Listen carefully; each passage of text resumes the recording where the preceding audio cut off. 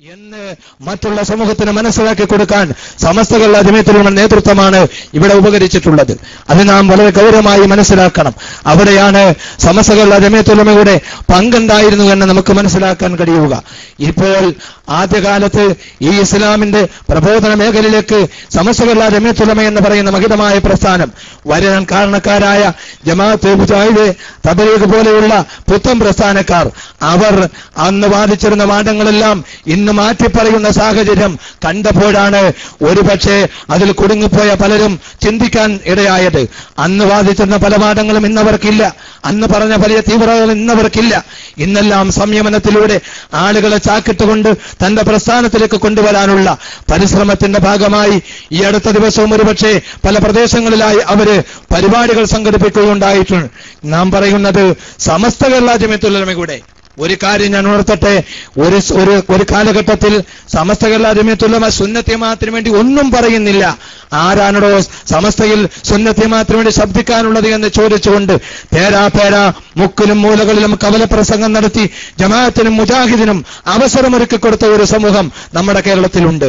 ഞാൻ അവരോട് പറയുന്നു, സമസ്ത കേരള ജമിയത്തുലമയുടെ മുമ്പിൽ വന്നുകൊണ്ട് സംസാരിക്കാൻ ഇന്ന് കേരളത്തിൽ ജീവിച്ചിരിപ്പുള്ള ഒരു വിധേയകസ്തരുടെ നേതാക്കന്മാർക്കും സാധിക്കാത്തത് കൊണ്ടാണ് സമസ്തയുമായി ഏറ്റുമുട്ടേണ്ടി അവർക്ക് വരാതെ വന്നത്. എതിർക്കേണ്ടടുത്ത് സമസ്ത കേരള ജമിയത്തുലമ എതിർത്തിട്ടുണ്ട്. വേണ്ട ആവശ്യം വരുന്ന ഘട്ടങ്ങളിലെല്ലാം അവരെ ചെറുത്തതിന്റെ ഫലമായിട്ടാണ് ഈ കൊച്ചു കേരളത്തിൽ അവർ ഈ സമസ്ത കേരള ജമിയത്തുലമ ഉണ്ടാകുന്നതിന് മുമ്പ് ബീജാഭാവം കൊണ്ടായിട്ടുണ്ടെങ്കിൽ പോലും സമസ്ത കേരള ജമിയത്തുലമ നേടിയ ആ നേട്ടം നേടാനോ ആളുകളുടെ സപ്പോർട്ടെങ്കിലും കൊണ്ടുവരാനോ അവർക്ക് സാധിക്കാതെ പോയത് എന്ന് നാം മനസ്സിലാക്കണം. എവിടെയെങ്കിലും ഒരു പള്ളി ഉണ്ടായിട്ടുണ്ടെങ്കിൽ, എവിടെയെങ്കിലും 4-5 ആളുകൾ ഉണ്ടായിട്ടുണ്ടെങ്കിൽ അതിൽ ചുക്കാൻ പിടിക്കുകയും അതിന് വകയൊരുക്കി കൊടുക്കുകയും ചെയ്തത് സുന്നികളെന്ന് അഭിപ്രായപ്പെടുന്ന, ഞങ്ങളാണ് സുന്നികളെന്ന് അവകാശപ്പെടുന്ന മറ്റൊരു വിഭാഗം പ്രവർത്തിച്ചതിന്റെ ഫലമാണ് എന്ന് ചരിത്രം പരിശോധിച്ചാൽ, ഞാൻ അവരാരെയും കുറ്റപ്പെടുത്താൻ വേണ്ടി പറയുന്നതല്ല, ഒന്ന് വിലയിരുത്തിയാൽ കണ്ടെത്താൻ കഴിയുന്നതാണ്. പല പ്രദേശങ്ങളിലും അതാത് നാട്ടുകാർ തന്നെ പറഞ്ഞിട്ടുണ്ട്. എനിക്ക് കേൾക്കാൻ കഴിഞ്ഞ സത്യമാണത്. അതുകൊണ്ടാണ് ഞാനിത് പറയുന്നത്. അതുകൊണ്ട് സമസ്ത കേരള ജമിയത്തുലമയുടെ പ്രവർത്തനം ഒരു സ്ഥലത്തും കുഴപ്പമുണ്ടാക്കലല്ല, എവിടെയും ആളുകളെ തെറിപറയലല്ല, ഒരാളുകളെയും മാറ്റി നിർത്തിക്കൊണ്ട് ഞങ്ങളെ മാത്രമേ ഉള്ളൂ എന്ന് പറയാൻ വേണ്ടിയല്ല. നിങ്ങൾ പഠിക്കുവാനും വിലയിരുത്തുവാനുമുള്ള അവകാശം നിങ്ങൾക്കുണ്ട്. അല്ലാഹു തആല ബുദ്ധി നൽകിയത് അതിനുവേണ്ടിയാണ്. ഇവിടെയുള്ള മുജാഹിദ് പ്രസ്ഥാനം വാദിച്ചത് എന്താ? ജിന്നുകൾ ഇല്ല എന്ന് വാദിച്ചിരുന്ന ഒരു കാലഘട്ടം ഉണ്ടായിരുന്നു. ജിന്ന് എന്ന് പറയുന്ന സൂറത്ത്, ജിന്ന് എന്ന് പറയുന്ന ഒരു സൂറത്ത് പോലും വിശുദ്ധ ഖുർആനിൽ അല്ലാഹു പറയുമ്പോൾ ജിന്നുകളില്ല എന്ന് പറഞ്ഞ് വിശ്വസിച്ച് മരിച്ചുപോയ ആളുകളെ ജമാഅത്തും മുജാഹിദിനും നമുക്ക് കാണാൻ കഴിയും. അതുപോലെ ഇപ്പോൾ അവരെത്തി നിൽക്കുന്നത് അവർ തന്നെ തമ്മിൽ തർക്കിച്ചുകൊണ്ടിരിക്കുകയാണ്. ജിന്ന് ഉപകരിക്കുമോ ജിന്ന് ഉപദ്രവിക്കുമോ എന്നറിയില്ല. ഇപ്പോഴും അവർ തീരുമാനമെടുത്തിട്ടില്ല. വിശുദ്ധ ഖുർആനിൽ സുലൈമാൻ നബി അലൈഹി സ്വലാത്തു വസ്സലാമിന്റെ കഥകൾ പറയുന്ന സൂറയിൽ പറയുന്നത് കാണാൻ കഴിയും. സുലൈമാൻ നബി അലൈഹി സ്വലാത്തു വസ്സലാമിനോട് വഖാല ഇഫ്രീത്തും മിനൽ ജിന്നി, ജിന്നിൽപ്പെട്ട ഇഫ്രീത്ത് എന്ന് പറയുന്ന ജിന്ന് വന്നിട്ട് സുലൈമാൻ നബിയോട് പറഞ്ഞു, ബിൽക്കീസ് രാജ്ഞിയുടെ മൈലുകൾ അപ്പുറം നിൽക്കുന്ന ബിൽക്കീസ് രാജ്ഞിയുടെ കൊട്ടാരം അങ്ങിരിക്കുന്ന കസേരയിൽ നിന്നും എഴുന്നേൽക്കുന്നതിന് മുമ്പ് ഞാൻ എത്തിച്ചു തരാമെന്ന് പറയുന്ന അത്ഭുത സിദ്ധി ആ ജിന്ന് ചെയ്യാമെന്ന് പറഞ്ഞ രംഗം വിശുദ്ധ ഖുർആൻ പറയുമ്പോൾ ഇവിടെ ജിന്ന് സഹായിക്കില്ല എന്ന് പറയുന്ന സമൂഹമാണ് ഇവിടെ പ്രവർത്തിച്ചു കൊണ്ടിരിക്കുന്നത്. അതുപോലെ തന്നെ ജിന്ന് ഉപദ്രവിക്കില്ല എന്നതിന്റെ ഭാഗമായി ശൈത്താൻ എന്ന് പറയുന്ന ഒരു വർഗം ഈ ഭൂമിയിലില്ലെന്ന് വാദിച്ചവർ ഒരിക്കൽ പ്രവാചകർ സല്ലല്ലാഹു അലൈഹി വസല്ലമ തങ്ങൾ പഠിപ്പിച്ച തിരുസുന്നത്തിന്റെ വാക്യം സുന്നികളായ മഹാരഥന്മാരായ പണ്ഡിതന്മാർ അവരോട് ചോദിച്ചു, എങ്കിൽ ഖലായിലേക്ക് പോകുന്ന സന്ദർഭത്തിൽ അല്ലാഹുമ്മ ഇന്നി അഊദു ബിക മിനൽ ഖുബുസി വൽ ഖബായിസി എന്ന് പറഞ്ഞുകൊണ്ട് പ്രവാചകൻ എന്തിനാണ് ഖലായിൽ കയറിയത്? ആൺപിശാചിന്റെയും പെൺപിശാചിന്റെയും ശരണത്തൊട്ട് അല്ലാഹുവേ നിന്നോട് ഞങ്ങൾ കാവൽ ചോദിക്കുന്നു എന്ന് പറഞ്ഞ് ഖലായിലേക്ക് കയറേണ്ട കാര്യമില്ലല്ലോ. പിശാചുക്കളില്ലെങ്കിൽ, പിശാചുക്കൾ ഉപദ്രവിക്കുകയില്ലെങ്കിൽ പിന്നെന്തിനാ പ്രാർത്ഥന നടത്തണമെന്ന് ചോദിച്ചപ്പോൾ അവര് പറഞ്ഞത് ഖലായിൽ കൊതുകുകളുണ്ടാകും, ആൺകൊതുകളുടെയും പെൺകൊതുകളുടെയും ശല്യത്തിൽ നിന്നും ഉപദ്രവത്തിൽ നിന്നും രക്ഷപ്പെടുത്തണേ എന്നാണ് ആ പറഞ്ഞതിന്റെ അർത്ഥമെന്ന് അവർ എഴുതിയ രേഖ ഇന്നും ബാക്കിയാണ്, നിഷേധിക്കാൻ കഴിയില്ല. അവരാണ് ഇവിടെ നവോത്ഥാനം ഉണ്ടാക്കിയത് എന്ന് അവകാശപ്പെടുന്നുവെങ്കിൽ എന്താണോ വിശുദ്ധ ഖുർആനിന്റെ ആളുകളാണ്, തിരുസുന്നത്തിന്റെ ആളുകളാണ് എന്നവർ പറയുന്നുവെങ്കിൽ വിശുദ്ധ ഖുർആൻ അനിഷേധ്യമായി പറഞ്ഞ ഈ സത്യം അംഗീകരിക്കാൻ നിങ്ങൾ തയ്യാറുണ്ടോ? ഇപ്പോഴും നിങ്ങൾ തീരുമാനമെടുത്തിട്ടില്ല. അതേ വിശുദ്ധ ഖുർആൻ പഠിപ്പിച്ചതാണ് ദിക്ർ ചൊല്ലണമെന്ന്. ആ ദിക്ർ ചൊല്ലം വിശദീകരിച്ചുകൊണ്ട് പ്രവാചകൻ സല്ലല്ലാഹു അലൈഹി വസല്ലമ തങ്ങൾ ദിക്റിന്റെ ഹൽക്കുകളെ പ്രോത്സാഹിപ്പിച്ചത് ഇമാം ബുഖാരി റളിയല്ലാഹു അൻഹു റിപ്പോർട്ട് ചെയ്യുന്ന ഹദീസിൽ കാണാൻ കഴിയും. സഹീഹ് എന്ന ലോകത്തിരുവരെ കടന്നു വന്ന മുഴുവൻ പണ്ഡിതന്മാരും ഏകോപിച്ച അഭിപ്രായം പറഞ്ഞ ആ ഹദീസിനെ ഇവർ തള്ളി പറയുന്നുവെങ്കിൽ എവിടെയാണോ പ്രവാചകർ സല്ലല്ലാഹു അലൈഹി വസല്ലം തങ്ങളുടെ തിരുസുന്നത്തിനെ നിങ്ങൾ മുറുകെ പിടിക്കുന്നവരാണ് എന്ന് പറയുന്നത്? അതുപോലെ നിങ്ങൾ അതിനപ്പുറം നോക്കൂ. അവരോടൊരിക്കൽ ഞാൻ ചോദിച്ചു ഒരു സുഹൃത്തിനോട്, നിങ്ങൾ പ്രവാചകന്മാരെയും അതുപോലെ തന്നെ വിശുദ്ധ ഖുർആനെയും പ്രവാചകർ സല്ലല്ലാഹു അലൈഹി വസല്ലം തിരുസുന്നത്തിനുമല്ലേ മുറുകെ പിടിക്കുന്നത്? അതേ എന്ന് പറഞ്ഞപ്പോൾ ഞാൻ ചോദിച്ചു, നിങ്ങൾ സഹാബത്തിനെ അംഗീകരിക്കുന്നില്ലേ എന്ന് ചോദിച്ചു. അപ്പോൾ പറഞ്ഞു, നിങ്ങൾ സഹാബത്തിനെ അംഗീകരിക്കുന്നുണ്ട്. എന്തുകൊണ്ട്? വസാബിഖൂനൽ അവ്വലൂന മിനൽ മുഹാജിരീന വൽ അൻസാർ അല്ലദീന തബഉഹും ബിഇഹ്സാൻ റളിയല്ലാഹു അൻഹും വറളു അൻഹു. സഹാബത്തിനെ സംബന്ധിച്ച് വിശുദ്ധ ഖുർആൻ പഠിപ്പിക്കുന്നത് വളരെ വ്യക്തമായി, ഒരു വിശദീകരണത്തിനും കടക്കാൻ ആവശ്യമില്ലാതെ വളരെ വ്യക്തമായി വിശുദ്ധ ഖുർആൻ പറയുന്നത് അള്ളാഹുവിന്റെ തൃപ്തിക്ക് പാത്രീഭൂതരായവരാണ് അവർ എന്നാണ്.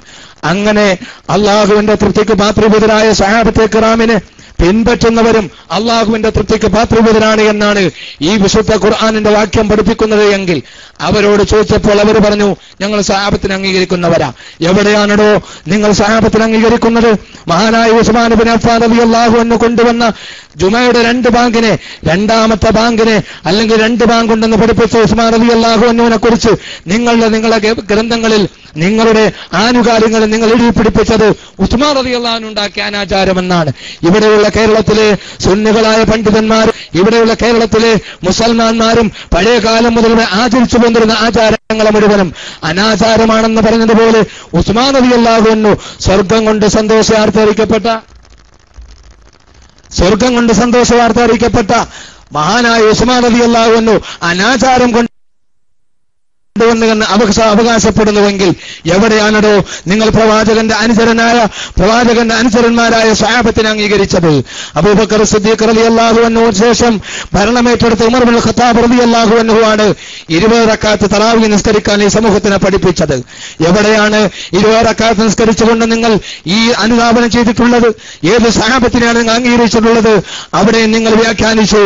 ആയിഷ റളിയല്ലാഹു അൻഹ റിപ്പോർട്ട് ചെയ്യുന്ന ഹദീസ് വ്യാഖ്യാനിച്ചുകൊണ്ട് അവർ പറഞ്ഞത് തഹജ്ജുദും വിത്റും തറാവീഹും ഒക്കെ ഒന്നാണ് എന്ന് പറഞ്ഞുകൊണ്ട് ഈ സമൂഹത്തിനെ തെറ്റിദ്ധരിപ്പിച്ച് ഉമർ ഇബ്നുൽ ഖത്താബ് റളിയല്ലാഹു അൻഹു സ്ഥാപിച്ച ആ തിരുസുന്നത്തിനെയും അവർ അനുധാവനം ചെയ്യാതെ സഹാബത്തിനെ വെട്ടിമുറിക്കുന്ന രംഗമാണ് നമുക്ക് കാണാൻ സാധിച്ചത്. ഇവിടെയാണ് ഞാൻ ചോദിക്കുന്നത്, സഹാബി വര്യന്മാരെ പിൻപറ്റുന്നവരാണ് നിങ്ങൾ അവകാശപ്പെടുന്നതെങ്കിൽ നിങ്ങൾ മന്ത്രിക്കേണ്ടി വരും, നിങ്ങൾ മന്ത്രിച്ചതിന് ഫലം വാങ്ങേണ്ടി വരും. ഇത് മഹാന്മാരായ ഇബ്നു അബ്ബാസ് റളിയല്ലാഹു അൻഹു അടക്കമുള്ള ഒട്ടേറെ മഹാരഥന്മാരായ സഹാബി വര്യന്മാർ ചെയ്യുകയും പറയുകയും പ്രചരിപ്പിക്കുകയും ചെയ്തവരാണ്. നിങ്ങൾ നോക്കൂ, ഇമാം ബുഖാരി റളിയല്ലാഹു അൻഹുവിന്റെ കിതാബുൽ ബുഖാരിയിൽ ഇവിടെ തന്നെയും തറാവീഹിനെയും മന്ത്രിച്ചൂതിയാൽ ഫലം വാങ്ങുന്നതിനെയും മന്ത്രിച്ചൂതിനെയും പറ്റിയും പ്രത്യേകമായി തറാവീഹിനും വിത്തനും തഹജ്ജുദിനും ബാബിട്ടുകൊണ്ടാണ് ഹദീസ് രേഖപ്പെടുത്തിയതെങ്കിൽ ഇമാം ബുഖാരി റളിയല്ലാഹു അൻഹു തിരിയാത്ത, മുസ്ലിം റഹ്മത്തുള്ളാഹി അലൈഹി തങ്ങൾക്ക് തിരിയാത്ത ഒരു തിരിവ് ഈ കടുത്ത കാലത്ത് കടന്നു വന്ന 1111 ജനിച്ച് ഈ രാജ്യത്ത് കുഴപ്പമുണ്ടാക്കുമെന്ന് ഹബീബായ മുഹമ്മദ് മുസ്തഫ സല്ലല്ലാഹു അലൈഹി വസല്ലമ തങ്ങൾ പഠിപ്പിച്ച ദുൽഖുവൈസറ എന്ന് പറയുന്ന ഒരു മനുഷ്യൻ, ഒരു അറാബി, പ്രവാചകർ സല്ലല്ലാഹു അലൈഹി വസല്ലമ തങ്ങളുടെ മൂത്രമടിച്ചു. ഒരിക്കൽ പ്രവാചകർ സല്ലല്ലാഹു അലൈഹി വസല്ലമ തങ്ങൾ മുതലുകൾ ഇങ്ങനെ ഓഹരി ചെയ്യുമ്പോൾ, ഈദിൽ യാ മുഹമ്മദ്, നിങ്ങൾ നീതി കാണിക്കണമെന്ന് പറഞ്ഞ് പ്രവാചകനെ ചോദ്യം ചെയ്ത ദുൽഖുവൈസറ എന്ന് പറയുന്ന അറാബിയുള്ള ആ അറാബിയെ ശകാരിക്കാൻ ഉമർ ഇബ്നുൽ ഖത്താബ് റളിയല്ലാഹു അൻഹുവിനെ പോലെയുള്ള തന്റേടമുള്ള സഹാബികൾ മുന്നോട്ട് വന്നപ്പോൾ പ്രവാചകർ സല്ലല്ലാഹു അലൈഹി വസല്ലമ തങ്ങൾ പറഞ്ഞു, അവനെ ഒന്നും ചെയ്യണ്ട, ഇവന്റെ കുടുംബ പരമ്പരയിൽ ഒരു പിഴച്ച വിഭാഗം വരും, അവരെ നിങ്ങൾ സൂക്ഷിക്കണേ എന്ന് പഠിപ്പിച്ചുവെങ്കിൽ ആ ഇബ്നു അബ്ദുൽ വഹാബ് എന്ന് പറയുന്ന വഹാബി പ്രസ്ഥാനത്തിന്റെ, മുജാഹിദ് പ്രസ്ഥാനത്തിന്റെ നേതാവെന്ന് എല്ലാവരും അംഗീകരിക്കുന്ന ഇബ്നു അബ്ദുൽ വഹാബിന്റെ 16ാമത്തെ പുത്രനാണ് ഈ ദുൽഖുവൈസറ എന്ന് പറയുന്ന ആ മനുഷ്യൻ. 16ാമത്തെ ഉപ്പാപ്പയാണ് എന്ന് ചരിത്രം പരിശോധിക്കുമ്പോൾ കാണാൻ കഴിയുമെങ്കിൽ ഹബീബായ മുഹമ്മദ് മുസ്തഫ സല്ലല്ലാഹു അലൈഹി വസല്ലമ തങ്ങൾ പഠിപ്പിച്ച ഈ ഹദീസിനെ അവരോട് പറഞ്ഞപ്പോൾ അവർ പറഞ്ഞത്, ഉപ്പാപ്പ മോശമായാലും മോശമാവൂല എന്നാണ്. എങ്ങനെയുണ്ട് എന്റെ സഹോദരന്മാരെ? ഇങ്ങനെ വ്യാഖ്യാനിച്ചാൽ ഇസ്ലാം എവിടെ ഉണ്ടാകും? ആരെയാണ് നിങ്ങൾ പിൻപറ്റിയത് എന്ന് നമുക്ക് ചോദിക്കേണ്ടി വരും. പിന്നെ അവരോട് ചോദിച്ചു നോക്കൂ, നിങ്ങൾ മദ്ഹബിനെതിരാണോ? അല്ല, ഞങ്ങൾ എല്ലാ മദ്ഹബിനെയും അംഗീകരിക്കുന്നവരാ. എവിടെയാണ് നിങ്ങൾ എല്ലാ മദ്ഹബിനെയും അംഗീകരിച്ചത്? നിങ്ങൾ ചെയ്ത പണി എന്താണെന്ന് അറിയണ്ടേ? അഞ്ചാമതൊരു മദ്ഹബ് ഉണ്ടാക്കി. നിങ്ങൾ ചെയ്തത് ഷാഫി ഇമാമും ഇമാം അബൂ ഹനീഫത്തുൽ കൂഫി റളിയല്ലാഹു അൻഹും മാലിക് റളിയല്ലാഹു അൻഹും അഹ്മദ് ഇബ്നു ഹംബൽ റളിയല്ലാഹു അൻഹും ഇവിടെ വരച്ച് കാണിച്ച സൽപാണ്ഡാവിൽ നിന്നും അവർക്കും തെറ്റുപറ്റിയിട്ടുണ്ട്. അവർക്ക് തെറ്റുപറ്റിയതൊക്കെ മാറ്റി നിർത്തിയിട്ട് ഞങ്ങൾക്ക് മനസ്സിലായത് ശരിയാണെന്ന് ബോധ്യപ്പെട്ടത് സ്വീകരിച്ചുകൊണ്ടൊരു ഗ്രന്ഥമുണ്ടാക്കി. ഇത് നിങ്ങൾ പിൻപറ്റണം, ഇതാണ് ഞങ്ങളുടെ മദ്ഹബ് എന്ന് പറഞ്ഞ അഞ്ചാമതൊരു മദ്ഹബ് ഉണ്ടാക്കാനല്ലാതെ നിങ്ങൾക്ക് എന്താണ് സാധിച്ചിട്ടുള്ളത്? ഞാനൊന്ന് ചോദിച്ചു കൊള്ളട്ടെ, ഏത് മദ്ഹബിലാണ് എതിരഭിപ്രായമുള്ളത്? തറാവീഹ് നിസ്കാരം 8 എന്ന അഭിപ്രായമുള്ള ഏതെങ്കിലും ഒരു മദ്ഹബിന്റെ അഭിപ്രായം നിങ്ങൾക്ക് കാണിച്ചു തരാൻ കഴിയുമോ എന്ന് ഈ സന്ദർഭത്തിൽ ഞാൻ ചോദിക്കുകയാണ്. സ്ത്രീകളെ ജമാഅത്തിനും വേണ്ടി പള്ളിയിൽ കൊണ്ടുപോകണമെന്ന് ഏത് മദ്ഹബിന്റെ ഇമാമുകളാണ് ഈ ലോകത്ത് പ്രചരിപ്പിച്ചിട്ടുള്ളത് എന്ന് വിനയപുരസരം നമ്മൾ അവരോട് ചോദിക്കുകയാണ്. അതുപോലെ ഇപ്പോൾ തുടങ്ങി വെച്ചിരിക്കുന്ന ഒരു സംവിധാനമുണ്ട്. എന്റെ ചെറുപ്പക്കാർ കുടുങ്ങിപ്പോകരുത്. ഏതെങ്കിലും ഒരു സമ്മേളനം വെള്ളിയാഴ്ച ദിവസം വെക്കും, എന്നിട്ട് സമ്മേളന നഗരിൽ ജുമാ നടത്തുക. മൊബൈൽ ജുമാ എന്ന് പറയുന്ന സംവിധാനം ഏത് മദ്ഹബിലാണ്, ഏത് പണ്ഡിതനാണ് ഇവിടെ പറഞ്ഞിട്ടുള്ളത് എന്ന് എന്റെ സ്നേഹിതന്മാരോട് വിനയപുരസരം ഞാൻ ചോദിക്കുകയാണ്. ഒരിക്കൽ നമുക്ക് മനസ്സിലാകുന്നത്, ഇതിൽ നിന്നെല്ലാം നമുക്ക് മനസ്സിലാകുന്നത്, ഒരിക്കലും അവർ വിശുദ്ധ ഖുർആന്റെ പാതയിലല്ല, പ്രവാചകർ സല്ലല്ലാഹു അലൈഹി വസല്ലം തങ്ങളുടെ തിരുസുന്നത്തിന്റെ പാതയിലല്ല, ഒരിക്കലും സഹാബത്തിന്റെ മാർഗം അവർ സ്വീകരിച്ചിട്ടില്ല, ഒരിക്കലും മദ്ഹബിന്റെ ഇമാമുകൾ അവർ അംഗീകരിച്ചിട്ടില്ല എന്ന് നമുക്ക് മനസ്സിലാക്കാൻ കഴിയുമെങ്കിൽ എന്റെ സഹോദരന്മാരെ, അത് തന്നെയാണ് പ്രവാചകർ സല്ലല്ലാഹു അലൈഹി വസല്ലം തങ്ങൾ പിഴച്ച പാർട്ടിയായി വരും, അവരെ നിങ്ങൾ സൂക്ഷിക്കണേ എന്ന് പറയാനുള്ള കാരണം ഞാൻ കൂടുതലായി നീട്ടിപ്പരത്തി പറയാൻ ആഗ്രഹിക്കുന്നില്ല. ഇവിടെ ഈ സത്യസന്ദേശം ഈ സമൂഹത്തിന് എത്തിച്ചു കൊടുക്കുവാൻ വേണ്ടി കഠിനാധ്വാനം ചെയ്ത മഹാപ്രസ്ഥാനമാണ് സമസ്ത കേരള ജമിയത്തുൽ ഉലമ. ആ സമസ്ത കേരള ജമിയത്തുൽ ഉലമയുടെ കീഴിൽ ഇന്ന് 10,000-ഓളം വരുന്ന മദ്രസകൾ, അതിനനുസൃതമായ പള്ളികൾ, ആ പള്ളികളും മദ്രസകളും എന്റെ ശബ്ദം ശ്രവിക്കുന്ന സഹോദരന്മാർ ഒരല്പനേരം എന്റെ ശബ്ദമെന്ന് ശ്രദ്ധിക്കണം, ഒന്നുകൂടി ശ്രദ്ധിക്കണമെന്ന് ഞാൻ വിനയപുരസരം പറയുകയാണ്. സമസ്ത കേരള ജമിയത്തുൽ ഉലമയുടെ കീഴിൽ നിന്ന് പ്രവർത്തിക്കുന്ന 10,000 വരുന്ന മദ്രസകളിൽ ഒരു മദ്രസ പോലും സമസ്ത അങ്ങോട്ട് കാശ് മുടക്കി ഉണ്ടാക്കി തന്റെ പേരിലാക്കിയിട്ടില്ല. ആ നാട്ടിലെ നിസ്വാർത്ഥരായ മുഅ്മിനീങ്ങൾ, സത്യവിശ്വാസികൾ അവരുടെ കീശയിൽ നിന്ന് കിട്ടുന്ന നാണയത്തൊട്ടുകൾ എടുത്തുകൊണ്ട് മദ്രസ ഉണ്ടാക്കി, പള്ളി ഉണ്ടാക്കിയിട്ട് ഞങ്ങളെ ഒന്ന് അംഗീകരിക്കണേ എന്ന് പറഞ്ഞ് സമസ്തയിലേക്ക് അപേക്ഷ കൊടുത്തിട്ട് സമസ്ത പഠിക്കാൻ ആളെ നിശ്ചയിച്ച് പഠനം നടത്തിയവിടെ കുഴപ്പമില്ല, ഇത് അംഗീകരിക്കാൻ പറ്റുന്ന മദ്രസയാണ്, അംഗീകരിക്കേണ്ടതാണ് എന്ന് പഠനം നടത്തി വിലയിരുത്തിയതിനു ശേഷമാണ് സമസ്ത കേരള ജമിയത്തുൽ ഉലമ അംഗീകരിക്കുക. ഇന്ന് നമ്മുടെ രാജ്യത്തെ ചില ആളുകൾ വന്നിട്ട് പറയും, ഞങ്ങൾ പള്ളി വെച്ചു കൊടുത്തു, ഞങ്ങൾ മദ്രസ വെച്ചു കൊടുത്തു. എന്തിനാണോ ഇവിടെ സമൂഹത്തിന് അങ്ങോട്ട് പള്ളി വെച്ചു കൊടുത്ത് അങ്ങോട്ട് മദ്രസ വെച്ചു കൊടുത്തിട്ട് ഞങ്ങൾ അംഗീകരിക്കണമെന്ന് പറയുന്ന ഗതികേട് സമസ്ത കേരള ജമിയത്തുൽ ഉലമയുടെ ജീവിതകാലത്ത് ഇന്ന് വരെ ഉണ്ടായിട്ടില്ല എന്ന് അവരോട് വിനയപുരസരം പറയുകയാണ്. എന്തിനാ ഞാനിത് പറയുന്നതെന്ന് ചോദിച്ചാൽ, ഈ സമൂഹത്തിന് കാശ് കൊടുത്തും സ്ഥാപനങ്ങൾ ഉണ്ടാക്കി കൊടുത്തും പള്ളി വെച്ചു കൊടുത്തും. കാഞ്ഞിരം എന്ന് പറയുന്ന പ്രദേശത്ത് ഞാൻ പഠിച്ച ഒരാളാണ്. കാഞ്ഞിരം ചെട്ടിയിൽ വളരെ നിസ്വാർത്ഥരായി ജീവിക്കുന്ന കുറച്ച് മുഅ്മിനീങ്ങളുണ്ട്. അവര് കൈത്തൊഴിലും അതുപോലെ തന്നെ കൃഷിയിടങ്ങളിൽ പണിയെടുത്ത് ജീവിക്കുന്ന സഹോദരന്മാരാ. കടലക്കച്ചവടം നടത്തിയ ഒരാളാ എനിക്ക് ഭക്ഷണം തന്നത്. കടലക്കച്ചവടം നടത്തി ജീവിക്കുന്നവരാ. അങ്ങനെ പാവങ്ങൾ സാധുക്കളായ മനുഷ്യന്മാർ അവർക്ക് പള്ളി വെക്കണമെന്ന് ആഗ്രഹിച്ചപ്പോൾ ഒരു കൂട്ടർ ആരോ പറഞ്ഞു കൊടുത്തു, ഇന്നടത്ത് എന്നാൽ കാശ് കിട്ടും. ചെന്ന് ചോദിച്ചപ്പോൾ അവര് ഡിമാൻഡ് വെച്ചു, പള്ളി ഞങ്ങളുടെ പേരിലാക്കണം. അപ്പൊ അവര് പറഞ്ഞു, അവര് നിസ്വാർത്ഥരായിരുന്നു.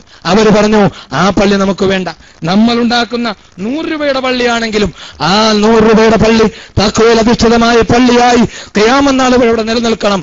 അവിടെ ഏത് സഹോദരനും വന്നാൽ സ്വതന്ത്രമായും സ്വസ്ഥമായും ഒന്ന് നിസ്കരിക്കാൻ കഴിയുന്ന പള്ളിയാകണം, അത് നിർബന്ധമുണ്ട്.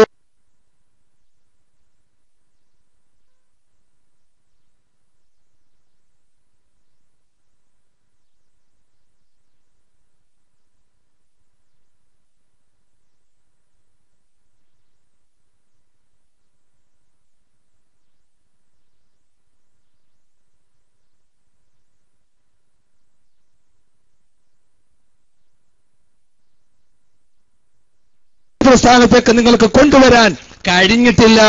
ആരും അവർ തേടി പിടിച്ചു വന്നതല്ല, അവരാണ് സത്യത്തിന്റെ കൂടെ നിൽക്കുന്നത് എന്ന് ഈ സമൂഹത്തിനറിയാം. അതുകൊണ്ടാണ് ഈ സമൂഹം മുഴുവനും സമസ്തയുടെ കൂടെ നിൽക്കുന്നത്. അതുകൊണ്ടാണ് സമസ്തയുടെ കൂടെ ഇത്രയും മണികൾ നിങ്ങൾക്ക് കാണാൻ കഴിയുന്നത്. അതിൽ ബേജാറായിട്ട് കാര്യമില്ല, അതിൽ ഫ്ലെക്സ് വലിച്ചു കീറിയിട്ട് കാര്യമില്ല, അതിൽ പോസ്റ്റർ വലിച്ചു കീറിയിട്ട് കാര്യമില്ല. അതൊന്നും കൊണ്ട് സമസ്ത തേഞ്ഞു പോകുമെന്നോ ആർക്കെങ്കിലും എന്തെങ്കിലും സംഭവിക്കുമെന്നോ നിങ്ങൾ ധരിച്ചു പോയിട്ടുണ്ടെങ്കിൽ നിങ്ങൾക്ക് അബദ്ധം സംഭവിച്ചിട്ടുണ്ട് എന്ന് ഈ സന്ദർഭത്തിൽ ഞാൻ ഓർമ്മപ്പെടുത്തുകയാണ്. ഞാൻ അവരെ കുറ്റപ്പെടുത്താൻ വേണ്ടി പറഞ്ഞതല്ല, വേദനയുണ്ട്. ഇത് സത്യത്തിന്റെ സാക്ഷിത്വമാണ്, ഇത് സത്യത്തിന്റെ പ്രസ്ഥാനമാണ്. ഇതിന് നേതൃത്വം കൊടുത്തത് മഹാനായ ശംസുൽ ഉലമയാണ്. ഇതിന് നേതൃത്വം കൊടുത്തത് ഒരിക്കൽ പോലും ജീവിതത്തിൽ കറാഹത്ത് ചെയ്യാത്ത മഹാനായ റഈസുൽ മുഹഖഖീൻ കണ്യത്ത് ഉസ്താദാണ്. ആ കണ്യത്ത് ഉസ്താദാണ് നിങ്ങൾക്കെതിരെ പ്രാർത്ഥിച്ചത്. ആ കണ്യത്ത് ഉസ്താദാണ് നിങ്ങളിൽ വേദനിപ്പിച്ചതിന്റെ പേരിൽ കരഞ്ഞത്. ആ കണ്യത്ത് ഉസ്താദാണ് നിങ്ങളുടെ കൂടെ കൂടരുത് എന്ന് ഈ സമൂഹത്തിനെ പഠിപ്പിച്ചത്. അതുകൊണ്ടാണ് അവരെവിടെ നിൽക്കുന്നു, അവരെവിടെയാണോ പോകുന്നത്, ആ പോയ പാതയിൽ ഞങ്ങൾ അടിയുറച്ചു നിൽക്കും. അതിനൊരു പ്രശ്നവുമില്ല. ആളുകൾ ഇങ്ങനെ സമസ്തയിൽ ഒഴുകിക്കൊണ്ടിരിക്കുകയാണ്. ഇപ്പോഴത്തെ സാഹചര്യം എന്താ, ഇപ്പൊ എവിടെയാണ് എത്തി നിൽക്കുന്നത് ഞാൻ വിശദീകരിക്കുന്നില്ല. നിങ്ങൾക്കെല്ലാം അറിയാവുന്നത് പോലെ വലിയ വിവാദമായി കേരളത്തിൽ നിൽക്കുന്ന ഒരു വലിയ പ്രശ്നമുണ്ട്. ഞാൻ അതിലേക്ക് നീട്ടിപ്പരത്തി പറയാൻ ആഗ്രഹിക്കുന്നില്ല. ആ പ്രശ്നത്തിന് ഒരു സമാധാനം ഉണ്ടാക്കാൻ വേണ്ടി ഇപ്പോഴത്തെ ആ പുതിയൊരു യാത്രയും സംഘടിപ്പിച്ചിട്ടുണ്ട്. കാര്യം നടക്കുമെന്ന കാര്യത്തിൽ ഞങ്ങൾക്കാർക്കും തർക്കമൊന്നുമില്ല. ഞങ്ങൾ അതിന് പ്രശ്നമുണ്ടാക്കുന്നവരുമല്ല, അതിന് കൊടുക്കണ്ടെന്ന് പറയാൻ ഞങ്ങൾ തയ്യാറല്ല. കാരണം നിങ്ങളത് മനസ്സിലാക്കണമെന്ന് പറയാൻ വേണ്ടിയാണ് ഞാൻ ഈ സന്ദർഭം ഉപയോഗപ്പെടുത്തുന്നത്. അതിന്റെ സത്യാവസ്ഥയും നിജസ്ഥിതിയും നമ്മൾ വ്യക്തമാക്കി അവരെ കൊണ്ടുപോയി കാണിച്ചു കൊടുക്കാൻ നമ്മൾ ഇന്നും തയ്യാറാണ്. അവരത് സമ്മതിച്ചു കഴിഞ്ഞു. എന്നിട്ടും ഈ സമൂഹത്തിനെ കബളിപ്പിക്കാൻ വേണ്ടി ഇങ്ങനെ ശ്രമിച്ചുകൊണ്ടിരിക്കുന്നുവെങ്കിൽ കാലം നിങ്ങൾക്ക് മറുപടി നൽകുമെന്നതിൽ യാതൊരു സംശയവും വേണ്ട. സമസ്ത കേരള ജമിയത്തുൽ ഉലമയ്ക്ക് ഇങ്ങനെ ആളുകൾ ഒഴുകിക്കൊണ്ടിരിക്കുകയാണ്. ഇൻഷാ അല്ലാഹ് അടുത്ത ദിവസം ഈ യാത്ര കഴിയുമ്പോൾ ഒരു യാത്ര ഉണ്ടാകും. അത് നിങ്ങൾ കാണാൻ പോകുന്ന ഒരു യാത്രയാണ്. അള്ളാഹു തൗഫീഖ് നൽകുമാറാകട്ടെ. അതിൽ ഇതിന് സനദ് എഴുതി കൊടുത്ത ആളുണ്ട്, അതിനു വേണ്ടി പ്രവർത്തിച്ച മുൻകാല നേതാക്കന്മാരുണ്ട്, അവരൊക്കെയും വരുന്നുണ്ട്. അത് നിങ്ങൾക്ക് കാണാവുന്നതാണ്. ഞാൻ അതിലേക്കൊന്നും വിശാലമായി കടക്കാൻ ആഗ്രഹിക്കുന്നില്ല. എന്റെ ശബ്ദം ശ്രവിക്കുന്ന എന്റെ സഹോദരന്മാർ, നിങ്ങൾ മനസ്സിലാക്കേണ്ടത് നിങ്ങളുടെ ജീവിതത്തിൽ ഇന്ന് വരെ നിങ്ങൾ ചെയ്തു വന്നിരിക്കുന്ന പ്രവർത്തനങ്ങൾ ഒന്ന് പുനഃപരിശോധിച്ചാൽ എനിക്ക് അവരെ സംബന്ധിച്ചിടത്തോളം, അനുയായികളെ സംബന്ധിച്ചിടത്തോളം എനിക്കൊരു കഥയാണ് ഓർമ്മ വരിക. എന്താണെന്നറിയാം, ഒരു സഫിയായ ഒരു മനുഷ്യൻ, അദ്ദേഹം ശുദ്ധനാണ്. അവൻ ഒരിക്കൽ കല്യാണം കഴിച്ചപ്പോൾ 3 മാസമായപ്പോൾ ഈ ഭാര്യ പ്രസവിച്ചു. 3 മാസമായപ്പോൾ ഭാര്യ പ്രസവിച്ചപ്പോൾ ഇവൻ സഫീഹാണല്ലോ, ഇവൻ വന്നിട്ട് നാട്ടുകാരോടും വീട്ടുകാരോടും കൂട്ടുകാരോടും പറഞ്ഞു, ഇതാ എന്റെ ഭാര്യ പ്രസവിച്ചിരിക്കുന്നു, ഞാൻ അതിലെ സന്തോഷത്തിലാണ്. അങ്ങനെ വർത്തമാനം പറഞ്ഞങ്ങനെ നടന്നപ്പോ ആളുകൾ ചോദിച്ചു, അങ്ങനെയൊക്കെ സംഭവിക്കൂ? ഇവൻ സഫീഹ് പൊട്ടം പറഞ്ഞതായിരിക്കും എന്ന് വിചാരിച്ച് ഇവർ വലിയ ഗൗനിച്ചില്ല. അവസാനം അവർ അന്വേഷിച്ചപ്പോൾ ഇവന്റെ ഭാര്യ തന്നെയാണ് പ്രസവിച്ചിരിക്കുന്നത്. അവനെ വിളിച്ചു. നാട്ടുകാർ പറഞ്ഞു, മോനെ നിനക്ക് അബദ്ധം പറ്റിയിട്ടുണ്ട്, നിന്റെ ഭാര്യ വ്യഭിചാരിയാണ്, നിന്റെ കുട്ടിയല്ലത്. നിനക്കൊരു കുട്ടി ഉണ്ടാകണമെങ്കിൽ കല്യാണം കഴിച്ചു 9 മാസമെങ്കിലും കഴിയണ്ടേ എന്ന് പറഞ്ഞു. അപ്പോൾ ആ മനുഷ്യനൊന്ന് ചിന്തിച്ചു, ശരിയായിരിക്കും, ഒന്ന് പോയി നോക്കാം. ചെന്ന് ചോദിച്ചു ഭാര്യയോട് ചോദിച്ചപ്പോൾ ഭാര്യ പറഞ്ഞു, നിങ്ങൾ ബേജാറാകണ്ടെന്നേ, അവരങ്ങനൊക്കെ പറയും, നിങ്ങൾ അതിലൊന്നും വഞ്ചിതരാകണ്ട. ഞാൻ പറയുന്ന കേക്ക്. നിങ്ങൾ എന്നെ കല്യാണം കഴിച്ചിട്ട് എത്ര മാസമായി? 3 മാസം. ഞാൻ നിങ്ങളെ കല്യാണം കഴിച്ചിട്ട് എത്ര മാസമായി? 3 മാസം. കുട്ടി ഉണ്ടാകാൻ എത്ര മാസം എടുത്ത്? 3 മാസം. ഇപ്പൊ 9 മാസമായില്ലേ? ഓഹോ, അല്ലാഹു അക്ബർ, എനിക്ക് വിശ്വാസമായിരിക്കുന്നു, ഞങ്ങൾ അംഗീകരിച്ചിരിക്കുന്നു, ഇനി ഞങ്ങൾക്ക് ചിന്തിക്കേണ്ട കാര്യമില്ല. ഈ മനുഷ്യൻ പുറത്തേക്ക് ഇറങ്ങി. നാട്ടുകാർ വന്ന് ചോദിച്ചു, എടാ മനുഷ്യൻ, നീ എന്താ പറയുന്നത്? നിങ്ങൾക്ക് കണക്കറിയാത്തതിന് എന്റെ കുഴപ്പമാണ്. നിങ്ങൾ കിതാബ് ഓതണം, നിങ്ങൾ പഠിക്കണം, എന്നാലും നിങ്ങൾക്കത് മനസ്സിലാവൂ എന്ന് പറഞ്ഞിട്ട് വിഡ്ഢികളായി ജീവിക്കുകയാണോ എന്ന് തോന്നിപ്പോവുകയാണ്. നിങ്ങൾ പരിശോധിക്കൂ, പുനഃപരിശോധിക്കാൻ തയ്യാറുണ്ടോ എന്നാണ് നമ്മൾ ചോദിക്കുന്നത്. അവിടെയെല്ലാം നിങ്ങൾക്ക് കാണാൻ കഴിയുന്ന വികലമായ കാര്യങ്ങൾ പറയാൻ ഇവിടെ ആളുകൾ വരാനിരിപ്പുണ്ട്. ഞാനത് വിശദീകരിക്കുന്നില്ല. അവര് പറയുമ്പോഴാണല്ലോ ഒരു സുഖമുണ്ടാവുക. അത് നിങ്ങൾ മനസ്സിലാക്കണം. ഞാനിത് നീട്ടിപ്പരത്തി പറഞ്ഞ് എന്റെ സ്വാഗത ഭാഷണം പരത്താൻ വേണ്ടി ആഗ്രഹിക്കുന്നില്ല. എന്റെ സഹോദരന്മാർ,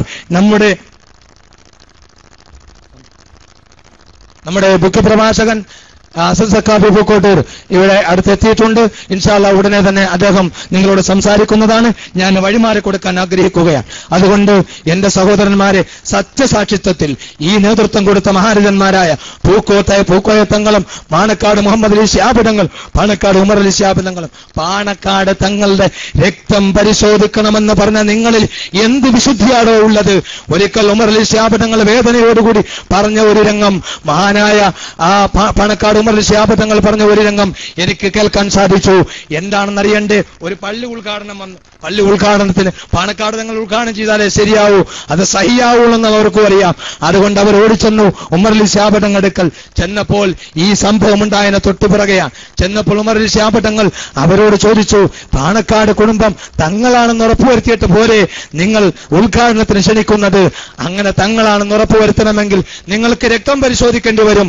അത് ഒരാളുടെ പരിശോധിച്ചാൽ പോരാ, അതിന് ഒരുപാട് ആളുകളെ പരിശോധിക്കേണ്ടി വരും.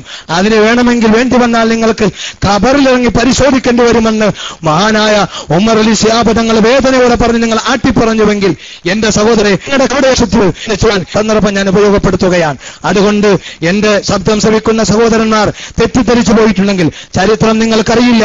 ഇന്നത്തെ യുവാക്കൾക്ക് ചരിത്രം അറിയില്ല. ചരിത്രം അറിയുന്ന ആളുകളോട് ചോദിച്ചു നോക്കൂ.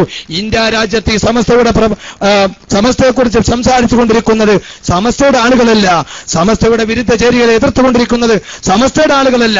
നിങ്ങൾ പരിശോധിക്കൂ. അത് ബോധമുള്ള വിദ്യാഭ്യാസമുള്ള ചരിത്രം പഠിച്ച ആരും അങ്ങനെ സംസാരിക്കൂ. ഇവിടെയാണ് എന്റെ സഹോദരന്മാർ, എന്റെ ശബ്ദം ശ്രവിക്കുന്ന സഹോദരന്മാർ, ഈ സമസ്ത കേരള ജമിഅത്തുൽ ഉലമയുടെ 85ാമത് വാർഷികം നടക്കുമ്പോൾ അഭിമാനത്തോടുകൂടി 85 വർഷം കൊണ്ട് ഈ സമുദായത്തിന് നൽകിയത് എണ്ണി പറയാനുണ്ട്. നിങ്ങൾ പറഞ്ഞ പോലെ അങ്ങോട്ട് വെച്ചു കൊടുത്ത പള്ളിയുടെ എണ്ണമല്ല, നിങ്ങൾ പറഞ്ഞതുപോലെ നിങ്ങൾ അങ്ങോട്ട് വെച്ചു കൊടുത്ത മദ്രസയുടെ എണ്ണമല്ല, അല്ലാതെ ഈ സമുദായത്തിന് ആത്മീയമായ ചൈതന്യത്തിലേക്ക് അവരെ ഉത്തുംഗ സോപാനത്തിലേക്ക് എത്തിക്കാൻ ചെയ്ത സേവനങ്ങൾ ആയിരക്കണക്കിന് എണ്ണി പറയാനുണ്ട്. അതൊന്നും പറയാനുള്ള സംവിധാനവും വേദിയും ഇവിടെ ഇല്ലാത്തത് കൊണ്ടാണ് തൽക്കാലം ഞാൻ ചുരുക്കുകയാണ്. അതിനൊക്കെ നിങ്ങൾക്ക് പഠിക്കാൻ കിട്ടുന്ന ഒരവസരമാണ് ഫെബ്രുവരി 23, 24, 25, 26 തീയതികളിൽ കോഴിക്കോട് മലപ്പുറം ജില്ലയിൽ നടക്കുന്ന മഹത്തായ ഈ സമ്മേളനത്തിലേക്ക് നിങ്ങളെ ക്ഷണിക്കുകയാണ്. ഇതെല്ലാം വിശദമായി അവിടെ ചർച്ച ചെയ്യപ്പെടും. നിങ്ങൾക്കത് പഠിക്കാൻ അവസരമുണ്ട്. ഒരിക്കലും നമ്മൾ അവകാശപ്പെടുന്ന ഒരു വാദമൊന്നുമല്ല ഇത്. ഇതെല്ലാവർക്കും പഠിക്കാൻ പറ്റുന്ന പരസ്യമായ പുസ്തകമാണ്. വായിക്കാനും പഠിക്കാനും ചരിത്രം മനസ്സിലാക്കാനും സത്യത്തിന്റെ കൂടെ നിൽക്കുവാനും എന്റെ സഹോദരന്മാരെ ശ്രമിക്കണം. നാളെ ഇൻഷാ അല്ലാഹ് ഈ സമസ്ത കേരള ജമിഅത്തുൽ ഉലമയുടെ ഈ സമ്മേളനത്തിന്റെ പ്രചരണാർത്ഥം സംസ്ഥാന കമ്മിറ്റി നയിക്കുന്ന വാഹന പ്രചരണദാത ഇതുവഴി കടന്നു വരുന്നുണ്ട്. തൃക്കുന്നപ്പുഴ വഴി പാനൂർ കയറി അതങ്ങനെ ആലപ്പുഴ ജില്ലയിൽ ടച്ച് ചെയ്ത് കോട്ടയം ജില്ലയിലേക്ക് പോകും. നിങ്ങൾക്ക് കഴിയുമെങ്കിൽ തൃക്കുന്നപ്പുഴയെങ്കിലും വന്ന് അവരെ ആ സാന്നിധ്യം ഒന്ന് അറിയിക്കാൻ കഴിയുമെങ്കിൽ ശ്രമിക്കണമെന്ന് ഈ സന്ദർഭത്തിൽ ഓർമ്മപ്പെടുത്തുകയാണ്. അതിനോടൊപ്പം ഈ രാജ്യത്തിന്റെ അഖണ്ഡതയും ഈ രാജ്യത്തിന്റെ മാനവിക ഐക്യവും നിലനിർത്തുന്നതിന് വേണ്ടി വർഷാവർഷങ്ങളിൽ ഈ സമസ്തയുടെ കീഴ്ഘടകമായി പ്രവർത്തിച്ചുകൊണ്ടിരിക്കുന്ന Samastha Kerala Sunni students federation SKSF എന്ന് പറയുന്ന മഹിതമായ പ്രസ്ഥാനം, ആ പ്രസ്ഥാനം എല്ലാ വർഷവും ജനുവരി 26-ന് മനുഷ്യജാലിക സൃഷ്ടിക്കുകയാണ്. സൗഹൃദത്തിന്റെ കരുതൽ പറഞ്ഞുകൊണ്ട് ഈ രാജ്യത്തിന്റെ സുരക്ഷയ്ക്ക് സൗഹൃദമാണ് ആവശ്യമെന്ന് ഉറക്കെ പ്രഖ്യാപിച്ചുകൊണ്ട് സൗഹാർദ്ദ അന്തരീക്ഷം നിലനിർത്താൻ, ദുസ്സാക്ഷികളെ ചെറുക്കാൻ, അവർക്കെതിരെ പടപൊരുതാൻ ഒരു സംഘശക്തി ഇതാ ഇവിടെ പ്രവർത്തിക്കുന്നുണ്ട് എന്ന് മനസ്സിലാക്കി ആ പരിപാടി ഇൻഷാ അല്ലാഹ് വരുന്ന ജനുവരി 26-ന് അമ്പലപ്പുഴയിൽ വെച്ച് നടക്കുന്നു. ആ പരിപാടിയിലേക്കും നിങ്ങളെ ക്ഷണിച്ചുകൊണ്ടും സമസ്തയുടെ എല്ലാ പ്രവർത്തനത്തിലും നിങ്ങൾ അകമഴിഞ്ഞ സഹായ സഹകരണങ്ങൾ ഉണ്ടാവണമെന്നും ആവശ്യപ്പെട്ടുകൊണ്ടും തൽക്കാലം ഞാൻ വിരമിക്കുകയാണ്. എന്റെ ഉത്തരവാദിത്വം സ്വാഗതം പറയലാണ്. ബഹുമാന്യനായ ഈ യോഗത്തിന്റെ അധ്യക്ഷൻ, ബഹുമാന്യനായ ഈ മഹലിന്റെ പ്രസിഡന്റ് KY അബ്ദുൾ റഷീദ് സാഹിബ്, അദ്ദേഹത്തിന് ഞാൻ ആദരപൂർവ്വം ഈ വേദിയിലേക്ക് സ്വാഗതം ചെയ്യുകയാണ്. ഞാൻ വിശദമാക്കുന്നില്ല. അതുപോലെ ഈ യോഗത്തിന് ദുആ കൊണ്ട് ധന്യമാക്കിയ ബഹുമാന്യനായ അഹമ്മദ് കുട്ടി മുസ്ലിയാർ, അല്ലാഹു തആല അദ്ദേഹത്തിന്റെ ജീവിതത്തിൽ ഖൈറും ബർക്കത്തും പ്രദാനം ചെയ്യുമാറാകട്ടെ. അദ്ദേഹത്തിന് ഞാൻ ഈ യോഗത്തിലേക്ക് സ്വാഗതം ചെയ്യുകയാണ്. ഈ യോഗത്തിന് ഉദ്ഘാടനം ചെയ്യുന്നത് ബഹുമാന്യനായ സമസ്ത കേരള ജമിഅത്തുൽ മുഅല്ലിമീന്റെ തൃക്കുന്നപ്പുഴ റേഞ്ചിന്റെ പ്രസിഡന്റും ഈ സ്വാഗത സംഘത്തിന്റെ ചെയർമാനും കൂടിയായ ബഹുമാനപ്പെട്ട ഹാഫിള് KKM സലീം ഫൈസി ഉസ്താദ് അവരെ ഞാൻ ആദരപൂർവ്വം ഈ വേദിയിലേക്ക് സ്വാഗതം ചെയ്യുകയാണ്.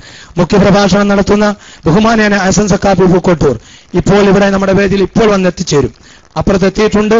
അദ്ദേഹത്തിനെയും ഞാൻ ഈ സന്ദർഭത്തിൽ വിശദമാക്കുന്നില്ല. നിങ്ങളൊക്കെ നേരം വൈകിയതുകൊണ്ട് ഞാൻ ചുരുക്കുകയാണ്. അദ്ദേഹത്തിന് ബഹുമാനാദരവോടുകൂടി എല്ലാ ആദരവുകളും നൽകി ഈ കമ്മിറ്റിക്ക് വേണ്ടിയും സ്വാഗത സംഘത്തിന് വേണ്ടിയും ഇവ പ്രദേശവാസികൾക്ക് വേണ്ടിയും ഞാൻ ഹാർദവമായി സ്വാഗതം ചെയ്യുന്നു. പിന്നെ ആശംസകൾ അർപ്പിച്ചുകൊണ്ട് ഈ വേദിയെ ധന്യമാക്കിയിരിക്കുന്ന ബഹുമാനപ്പെട്ട യു അബ്ദുൽ വാഹിദ് ദാരിമി സ്ഥലത്തില്ല, അദ്ദേഹത്തിന് ഞാൻ സ്വാഗതം ആശംസിക്കുകയാണ്. അതുപോലെ തന്നെ മുഹമ്മദ് കുഞ്ഞ് തണ്ടാശ്ശേരി, മുഹമ്മദ് കുഞ്ഞ് സെക്രട്ടറി JMS ആറാട്ടുപുഴ മഹലിന്റെ സെക്രട്ടറി കൂടിയായ മുഹമ്മദ് നിസാർ, ബി നസറുദ്ദീൻ എത്തിയിട്ടില്ല. അതുപോലെ തന്നെ ഈ വേദിയിൽ ധന്യമാക്കിക്കൊണ്ടിരിക്കുന്ന സമസ്തയുടെയും പോഷകടങ്ങളുടെയും SYSന്റെയും SKSFന്റെയും ഒക്കെ ബഹുമാന്യരായ പ്രവർത്തകരെ, എന്റെ ശബ്ദം ശ്രവിക്കുന്ന സഹോദരന്മാരെ, എല്ലാവർക്കും ഒറ്റവാക്കിൽ സ്വാഗതം ആശംസിച്ചുകൊണ്ട് തൽക്കാലം ഞാൻ വിരമിക്കുന്നു. അസ്സലാമു അലൈക്കും വറഹ്മത്തുള്ളാഹി വബറകാതുഹു.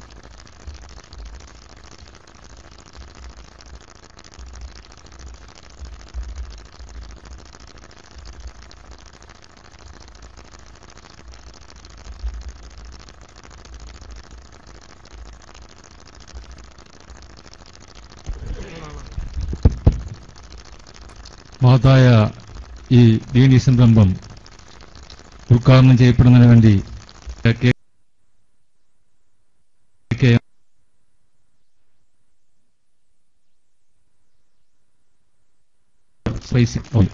ബന്ധിച്ചു.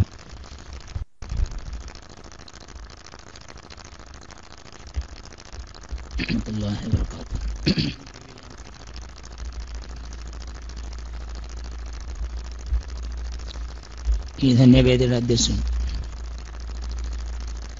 ജനാബ്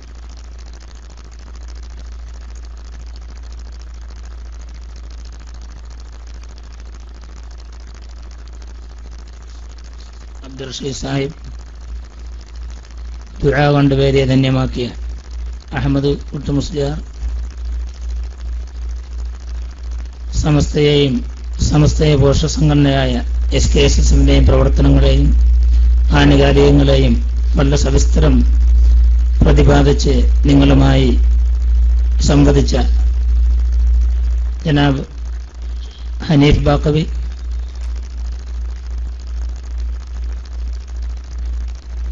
ഈ ആറാട്ടുപുഴ മഹലിന്റെ സെക്രട്ടറി ജനാബ് മുഹമ്മദ് ജസാർ, മുഹമ്മദ് ദണ്ടാശ്ശേരിൽ ഇറങ്ങി വേദിയിലും സദസ്സിലുമുള്ള മുഴുവൻ മഹൽ വ്യക്തികളെ അല്ലാഹു സുബ്ഹാനഹു വ തആല നമ്മുടെ ഈ സംഗമം സ്വീകരിക്കുമാറാവട്ടെ. കഴിഞ്ഞ ദിവസം നമ്മുടെ ഈ പ്രദേശത്തുള്ള ഒരു സഹോദരൻ ഗൾഫിൽ വെച്ച് മരണപ്പെടുകയുണ്ടായി. ജനാബ്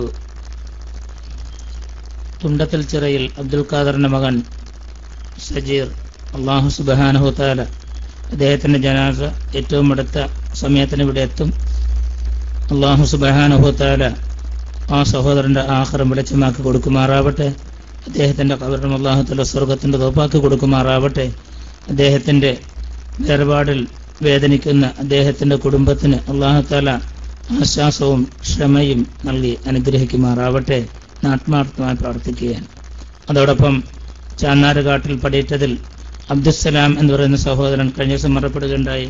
അദ്ദേഹത്തിനും അല്ലാഹു മഗ്ഫിറത്തും റഹ്മത്തും നൽകി അനുഗ്രഹിക്കുമാറാവട്ടെ എന്ന് ആത്മാർത്ഥമായി ദുആ ചെയ്യുന്നു. ഈ ധന്യവേദി ഉദ്ഘാടനം നിർവഹിക്കുക എന്നതാണ് എന്റെ ബാധ്യത. വേദിയിൽ തന്നെ മുഖ്യ പ്രഭാഷണം നടത്തേണ്ട നിങ്ങളെല്ലാവരും ആകാംക്ഷയോടെ കാത്തിരിക്കുന്ന ജനാബ് ഹസൻ സഖാഫി ഹൂക്കോട്ടൂർ സാഹിബ് എത്തിയിട്ടുണ്ട്. അതുകൊണ്ട് തന്നെ ഒരു വിശാലമായ ഉദ്ഘാടന പ്രഭാഷണത്തിൽ ഞാൻ മുതിരുന്നില്ല.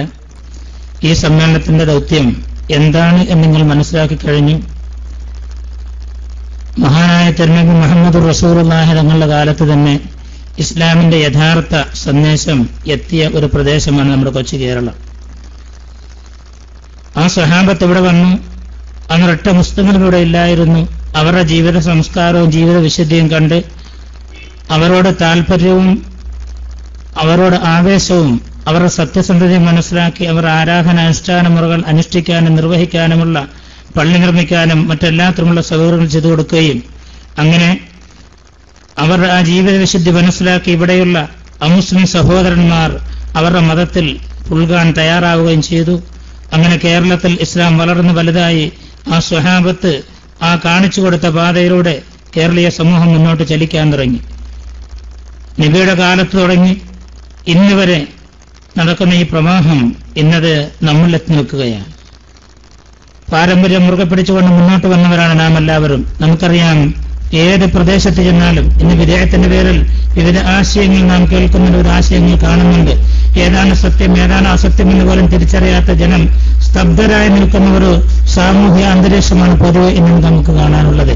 പക്ഷെ ഒരു കാര്യം നാം മനസ്സിലാക്കണം, നമുക്ക് നബിയുടെ കാലത്ത് കേരളത്തിലെത്തിയിട്ടുണ്ട്. അവരിവിടെ കാണിച്ച ജീവിത സന്ദേശവും സംസ്കാരവുമാണ് പിൽക്കാലത്ത് കേരളത്തിൽ സാർവത്രികമായത് എന്ന് ഏറ്റവും ഹ്രസ്വമായി നാം മനസ്സിലാക്കുക. ഇവിടെ ആറാട്ടുപുഴയുള്ള ആളുകൾ ഏറ്റവും ചുരുങ്ങിയത് അവർ തന്നെ അവരുടെ പൂർവ്വകാലങ്ങളിലേക്കും അവരുടെ ജമാഅത്തുകളിലേക്കും അവരുടെ ശ്രദ്ധയെ ഞാൻ ക്ഷണിക്കുകയാണ്. നമുക്കറിയാം, ഇവിടെയുള്ള ഭൂരിഭാഗം ജനങ്ങളും അഹ്ലുസുന്നത്ത് വൽ ജമാഅത്തിന്റെ വക്താക്കളാണ്, അഥവാ സുന്നികളാണ്.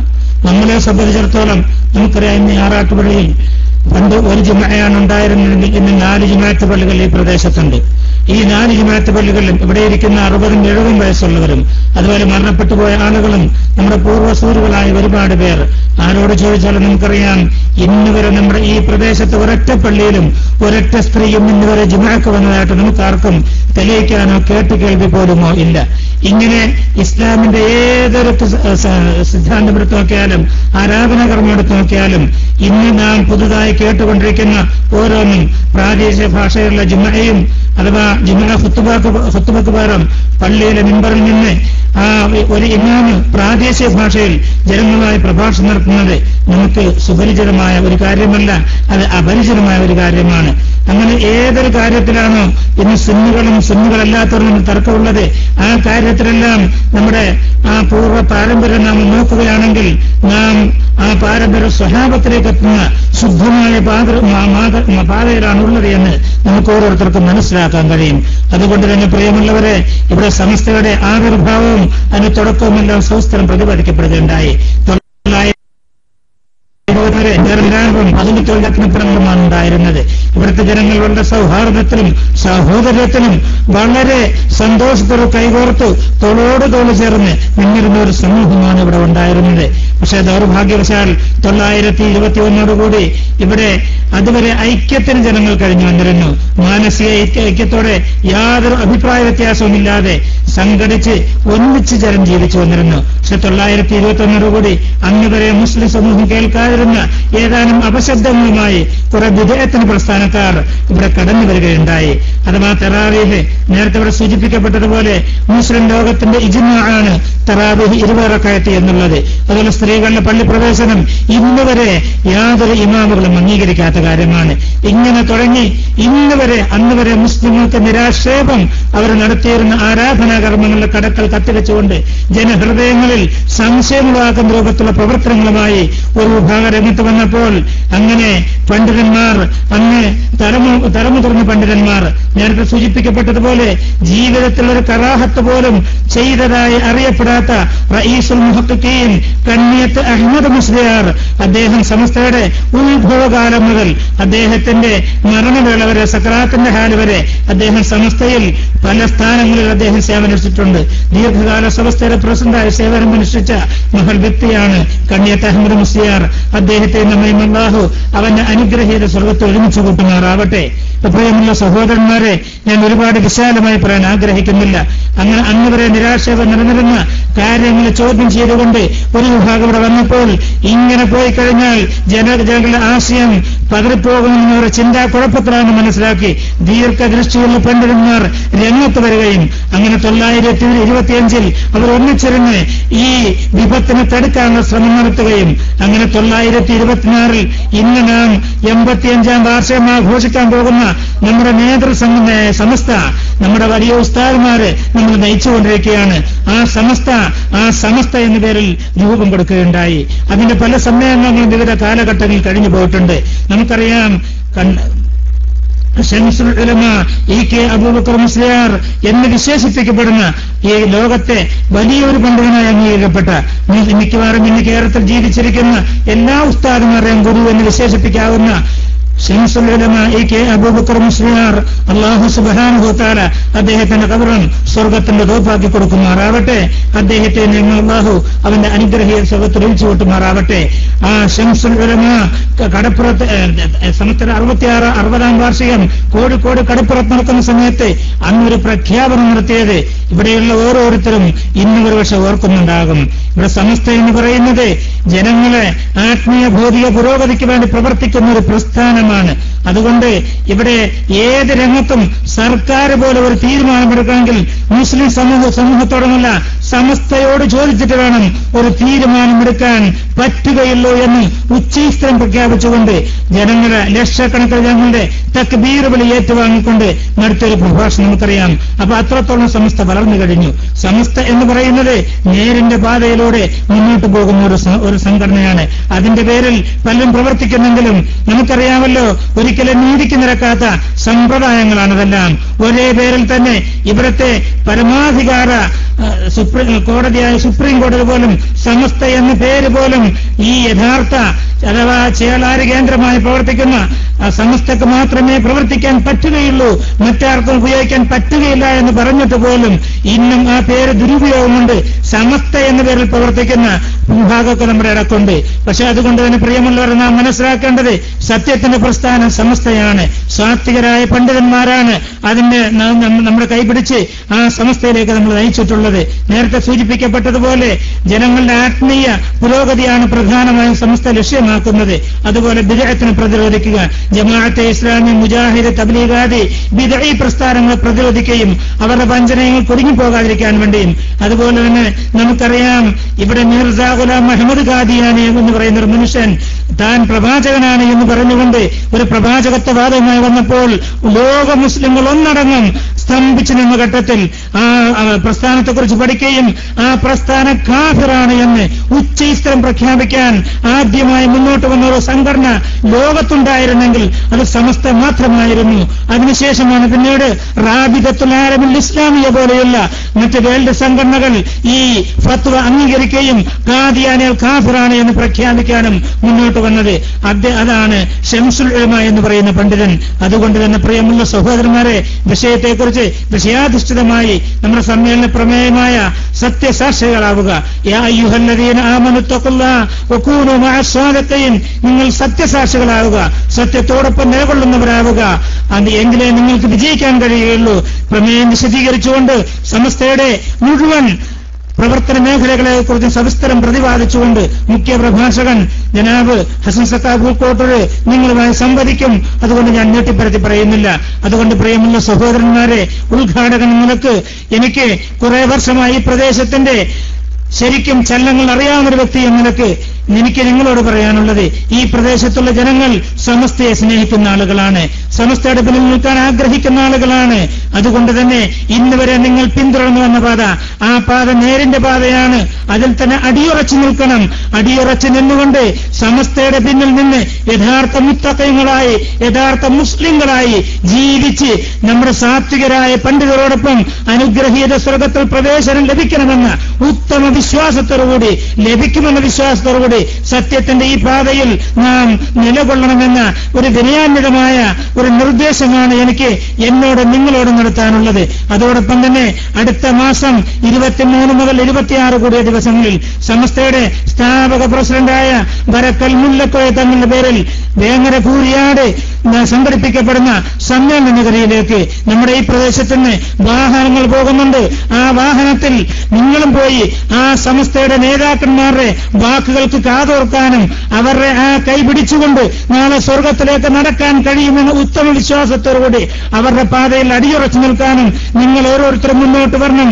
അതിനുവേണ്ടി നിങ്ങൾ ഈ സമ്മേളനത്തിൽ കണ്ണിയാകണം. അതോടൊപ്പം ജീവിതകാലം മുഴുവനും ഇഹ്ദിന സിറാത്തൽ മുസ്തഖീം, യഥാർത്ഥ ആ സിറാത്തുൽ മുസ്തഖീം സമസ്തയുടെ പാതയാണ് എന്ന് ഉൾക്കൊള്ളാൻ, അത് ജീവിതത്തെ ദ്രാവാക്കം ഉയർത്തിപ്പിടിച്ചുകൊണ്ട് നല്ലവരായി നമുക്ക് ജീവിച്ച് മരിച്ചു പോകാൻ, മരിക്കുന്ന സമയത്ത് കെലിമ ചൊല്ലി മരിക്കാൻ, സത്യത്തിന്റെ അധികാരാകാൻ വേണ്ടി സമസ്തയിൽ അംഗമാകുക. അതോടൊപ്പം സമ്മേളനത്തിൽ നിങ്ങൾ എത്തിച്ചേരണമെന്ന് ഒരിക്കൽ കൂടി നിങ്ങളോട് വിനയത്തിന്റെ പേരിൽ വിനീതമായി അപേക്ഷിച്ചുകൊണ്ട്, അതോടൊപ്പം തന്നെ സമസ്തയുടെ കീഴ്ഘടകമായ SKSSF കഴിഞ്ഞ കുറെ വർഷങ്ങളായി ഇന്ന് ജനങ്ങൾ പലതിന്റെ പേരിലും ഈ രാജ്യത്ത് ഭിന്നിപ്പിക്കപ്പെട്ടുകൊണ്ടിരിക്കുകയാണ്. നമ്മുടെ രാജ്യത്തും ഇത് 62ാമത്തെ റിപ്പബ്ലിക് ആഘോഷിക്കുകയാണ്. 1950 ജനുവരി 26-ാം തീയതി ആണ് നമ്മുടെ രാജ്യം റിപ്പബ്ലിക്കായി പ്രഖ്യാപിക്കപ്പെട്ടത്. രാജ്യം 1947 ആഗസ്റ്റ് 14 അർദ്ധരാത്രിയിൽ ചെങ്കോട്ടയിൽ നമ്മുടെ ത്രിവർണ്ണ പതാക ഉയർന്നെങ്കിൽ പോലും രാജ്യം അതിനുശേഷം 2 വർഷവും 11 മാസവും 17 ദിവസവും കഴിഞ്ഞാണ് ഈ രാജ്യത്തിന് വ്യവസ്ഥാപന ഒരു ഭരണഘടനയും അതോടൊപ്പം തന്നെ ഡോക്ടർ അംബേദ്കറിന്റെ നേതൃത്വത്തിൽ നമ്മുടെ ഭരണഘടനാ ശില്പി എന്ന് വിശേഷിപ്പിക്കുന്ന ഡോക്ടർ അംബേദ്കറുടെ നേതൃത്വത്തിൽ ഒരു ഭരണഘടന ഇവിടെ രൂപീകൃതമായതും 22 ഭാഗങ്ങളുള്ള 385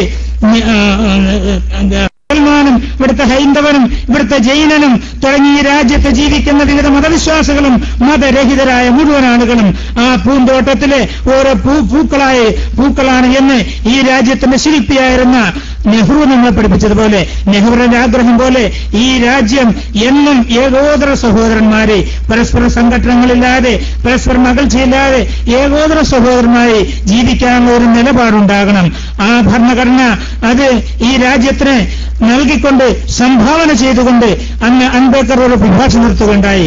അദ്ദേഹത്തിന്റെ പ്രഭാഷണത്തിൽ കാണാൻ കഴിയും എത്ര പൂർണ്ണമായ അഥവാ സമ്പൂർണമായ നിയമമാണെങ്കിലും ആ നിയമം കൈയാളുന്ന ആളുകൾ അവർ അഴിമതിക്കാരും അതുപോലെ തന്നെ നിയമലംഘകരുമാണെങ്കിൽ എത്ര സമൃദ്ധമായ എത്ര പ്രായോഗികമായ പൂർണ്ണമായ സമ്പൂർണമായ നിയമമാണെങ്കിലും അതുകൊണ്ട് ഫലമുണ്ടാവുകയില്ല. നേരെ മറിച്ച് ഒരു സംഘടനയെ സംബന്ധിച്ചിടത്തോളം എത്ര നയവൈകല്യമുള്ളതാണെങ്കിലും ഒരു ഭരണഘടന എത്ര നയവൈകല്യമുള്ളതാണെങ്കിലും അത് നയിക്കുന്ന ആളുകൾ സംശുദ്ധരാണെങ്കിൽ ആ ജനങ്ങളെയും ആ ഭരണഘടനയെയും തെറ്റുകൾ തിരുത്തി മുന്നോട്ട് കൊണ്ടുപോകാൻ കഴിയും. സത്യത്തിൽ നിന്ന് വർത്തമാനകാലത്തെ നാം നമ്മുടെ ചുറ്റുഭാഗം ഓടിച്ചാൽ നമ്മളിന്ന് ജാതിയുടെയും മതത്തിന്റെയും പേരിൽ ഇവിടെ ധ്രുവീകരിക്കപ്പെട്ടുകൊണ്ടിരിക്കുകയാണ്. ഇഷ്ടമുള്ള ആളുകൾ ഓരോ ആൾക്കാരും ഓരോ താളത്തിനൊത്ത് ഈ വർഗീയതയും തീവ്രവാദവും ഭീകരവാദവും ഒക്കെ എവിടെ എന്ത് സംഭവിച്ചാലും അതെല്ലാം മുസ്ലിം സമൂഹത്തിന് മേൽ കെട്ടിവെക്കുന്ന ഒരു പ്രത്യേക ഒരു സാഹചര്യമാണ് നിലനിൽക്കുന്നത്. പക്ഷേ പ്രിയമുള്ളവരെ, ഇവിടെയുള്ള മുസ്ലിങ്ങളെ സംബന്ധിച്ചിടത്തോളം അവർ ഒരിക്കലും ഒരു യഥാർത്ഥ മുസ്ലിം എന്ന് പറഞ്ഞാൽ അൽ മുസ്ലിം മറ്റുള്ള ആളുകൾ ഇവന്റെ നാവിൽ നിന്നും ഇവന്റെ കയ്യിൽ നിന്ന് രക്ഷപ്പെട്ടെങ്കിൽ മാത്രമേ ഞാൻ യഥാർത്ഥ മുഅ്മിനാവുകയുള്ളൂ, യഥാർത്ഥ മുസ്ലിം ആവുകയുള്ളൂ എന്ന് പ്രഖ്യാപിച്ച മഹാനായ അഷ്റഫുൽ ഖൽഖ് മുഹമ്മദുർ റസൂലുള്ളാഹി ആ നബി സല്ലല്ലാഹു അലൈഹി വസല്ലം തങ്ങളുടെ അനുയായികളാണ് നാം. അതുകൊണ്ട് തന്നെ ഒരിക്കലും ഒരു സഹോദരനെയും ആക്രമിക്കാൻ ഒരിക്കലും ഒരു മുസ്ലിമിന് കഴിയുകയില്ല.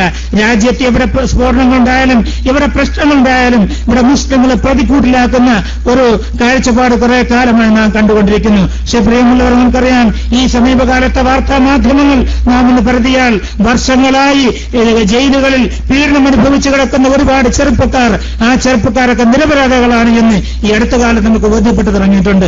അപ്പൊ ഏതായാലും മുസ്ലിങ്ങളെ സംബന്ധിച്ചിടത്തോളം അവർ ഭീകരവാദികളല്ല, അവർ തീവ്രവാദികളല്ല, അവർ വർഗീയവാദികളല്ല. ഏകോദര സഹോദരന്മാരായി ജീവിച്ച് അവരവർ ദൈവം തമ്പുരാൻ നൽകിയ ആയുസ് അവര് ഈ ഭൗതിക ലോകത്തും പരലോകത്തും അത് ഗുണപ്രദമായ രൂപത്തിൽ അത് വിനിയോഗിക്കണമെന്ന് ആഗ്രഹിക്കുന്നവരാണ്. അതുകൊണ്ട് തന്നെ ഈ രാജ്യത്തിൽ കലാപം ഉണ്ടാകാൻ ഒരു മുസ്ലിം ആഗ്രഹിക്കുന്നില്ല, ഈ രാജ്യത്ത് സംഘട്ടനം ഉണ്ടാകാൻ ആഗ്രഹിക്കുന്നില്ല. ഇവിടെ സംഘട്ടനം ഉണ്ടാകുമ്പോൾ അത് തടഞ്ഞു നിർത്താൻ വേണ്ടിയാണ് മുസ്ലിം സമൂഹം തയ്യാറാകുന്നത്. لهدمت صوامع وبيع وصلوات ومساجد يذكر فيها اسم الله كثيرا. അല്ലാഹു സുബ്ഹാനഹു വ തആല നമ്മളെ പഠിപ്പിക്കുന്നു, വലൗലാ ദഫ്ഉല്ലാഹി الناس بعضهم ببعض. ഇവിടെയുള്ള ആളുകൾ ചില ആളുകളെ അഥവാ കുറെ ആൾക്കാർ മറ്റുള്ള ആൾക്കാരെ തടയാനും പ്രതിരോധം സൃഷ്ടിക്കാനും ഇവിടെ തയ്യാറാകുന്നുണ്ടെങ്കിൽ ലഹുദ്ദിമത്ത് സവാമിഉ വബിയഉൻ വസലവാത്തുൻ വമസാജിദു യുദ്കറു ഫീഹാ ഇസ്മുല്ലാഹി കസീറ. ഇവിടുത്തെ പള്ളികളും മറ്റ് ഇതര മതവക്താക്കളുടെ ആരാധനാ കേന്ദ്രങ്ങളും ഇവിടുത്തെ സിനഗോഗുകളും ഇവിടെ ചർച്ചുകളുമെല്ലാം തകർക്കപ്പെടുമായിരുന്നു എന്ന് വിശുദ്ധ ഖുർആൻ പറയുന്നു. ഈ ആശയം പൂർണ്ണമായി മുറുകെ പിടിച്ചുകൊണ്ട് ഈ രാജ്യത്ത് കലാപം ഉണ്ടാകാൻ പാടില്ല, സൗഹാർദ്ദത്തോട് ജീവിക്കേണ്ടവരാണ് നാം എല്ലാവരും, ഇവിടെ മതത്തിന്റെ പേരിൽ ജനം വിഭജിക്കപ്പെടാൻ പാടില്ല എന്ന് ഉച്ചയിസ്തരം പ്രഖ്യാപിച്ചുകൊണ്ട് കഴിഞ്ഞ കുറേ വർഷങ്ങളായി ഈ രാഷ്ട്രത്തിന് ഒരു സൗഹാർദ്ദയുടെ കൂട്ടമായി എന്ന് പറഞ്ഞുകൊണ്ട് ഇവിടെ മനുഷ്യജാലിക സംഘടിപ്പിക്കപ്പെട്ടുകൊണ്ടിരിക്കുന്നു. വരുന്ന 26-ാം തീയതി അമ്പലപ്പുഴയിലെ വളഞ്ഞവയിൽ വെച്ച് സംഘടിപ്പിക്കുന്ന ആ മനുഷ്യജാലയിൽ നിങ്ങളുടെ ആ മനുഷ്യ കൂട്ടായ്മയിലും പങ്കാളികളാകാൻ നിങ്ങൾ ഓരോരുത്തരെയും സ്നേഹപൂർവ്വം ക്ഷണിച്ചുകൊണ്ട് ഒരുപാട് കാര്യങ്ങൾ നിങ്ങളുമായി പങ്കുവെക്കാൻ ആഗ്രഹമുണ്ട്. പക്ഷേ സമയം ദീർഘമായി പോകുന്നതുകൊണ്ടും നമ്മൾ മുഖ്യപ്രഭാഷകൻ അദ്ദേഹം രാവിലെ കുളച്ചേൽ തുടങ്ങിയ ആ സന്ദേശ യാത്രയിൽ പങ്കെടുത്ത് നമ്മുടെ ക്ഷണം സ്വീകരിച്ച് ഇവിടെ എത്തിയിരിക്കുകയാണ്. അല്ലാഹു സുബ്ഹാനഹു വ തആല ഇനി അദ്ദേഹത്തിന് ഈ രംഗത്ത് ഈ നമ്മുടെ സന്യാസയാത്ര മംഗലാപുരത്ത് അവസാനിക്കുന്നവരെ യാത്രയിൽ പൂർണ്ണമായി അദ്ദേഹത്തിന് പങ്കെടുക്കാനും അദ്ദേഹത്തിന് ആരോഗ്യത്തോടുകൂടി അതിൽ കണ്ണിയാകാനും അല്ലാഹു സുബ്ഹാനഹു വ തആല അദ്ദേഹത്തിന് തൗഫീഖ് നൽകുമാറാവട്ടെ. അദ്ദേഹത്തിന്റെ മുഴുവൻ വചനങ്ങളും അദ്ദേഹത്തിന് മുഴുവൻ ആരോഗ്യവും മാനസിക ശാരീരിക ആരോഗ്യം മുഴുവനും സുന്നത്ത് ജമാഅത്തിന് വിനിയോഗിക്കാൻ അല്ലാഹു തആല അദ്ദേഹത്തിന് തൗഫീഖ് നൽകുമാറാവട്ടെ. അതോടൊപ്പം സുന്നത്ത് ജമാഅത്തിന്റെ യഥാർത്ഥ വക്താക്കളായി ജീവിച്ചു മരിച്ച് അവസാനം കെലിമയിൽ മരിക്കാനും മഹാനായ നബിയോടൊപ്പം അവിടുത്തെ സ്വഹാബത്തിനോടൊപ്പം സച്ചരികളോടൊപ്പം സ്വർഗ്ഗത്തിൽ ഒരുമിച്ച് കൂടാനും അല്ലാഹു സുബ്ഹാനഹു വ തആല നാം അവരെയും സഹായിക്കുമാറാവട്ടെ. ആത്മാർത്ഥമായി പ്രാർത്ഥിച്ചുകൊണ്ട് ഈ വിനീതന് വേണ്ടി നിങ്ങളുടെ എല്ലാവരുടെയും വിനീതമായ ദുആ ആവശ്യപ്പെട്ടുകൊണ്ട് ബിസ്മില്ലാഹിർ റഹ്മാനിർ റഹീം എന്ന വിശുദ്ധ വചനത്തിൽ ഈ യോഗം ഉദ്ഘാടനം ചെയ്ത് പ്രഖ്യാപിക്കുന്നു. അസ്സലാമു അലൈക്കും വറഹ്മത്തുള്ളാഹി.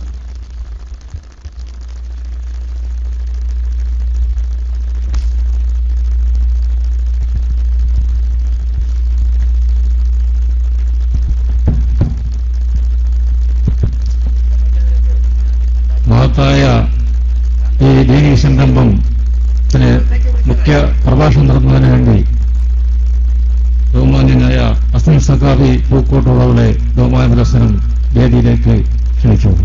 അസ്സലാമു അലൈക്കും വറഹ്മത്തുള്ളാഹി വബറകാതുഹു.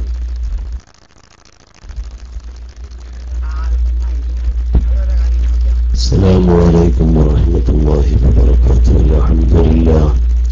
അൽഹംദുലില്ലാഹി റബ്ബിൽ ആലമീൻ. അല്ലാഹുമ്മ സ്വല്ലി അലാ മുഹമ്മദ് وعلى آل محمد كما صليت على إبراهيم وعلى آل إبراهيم إنك حميد مجيد.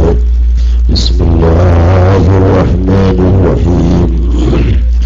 إنا أعطيناك الكوثر فصل لربك وانحر إن شانئك هو الأبتر. صدق الله مولانا العظيم. الصلاة والسلام عليك يا سيدي يا رسول الله. الصلاة والسلام عليك يا سيدي يا حبيب الله. الصلاة والسلام عليك يا سيدي يا نبي الله.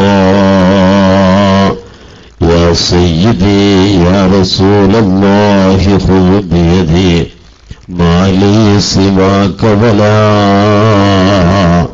ألوي على أحدي.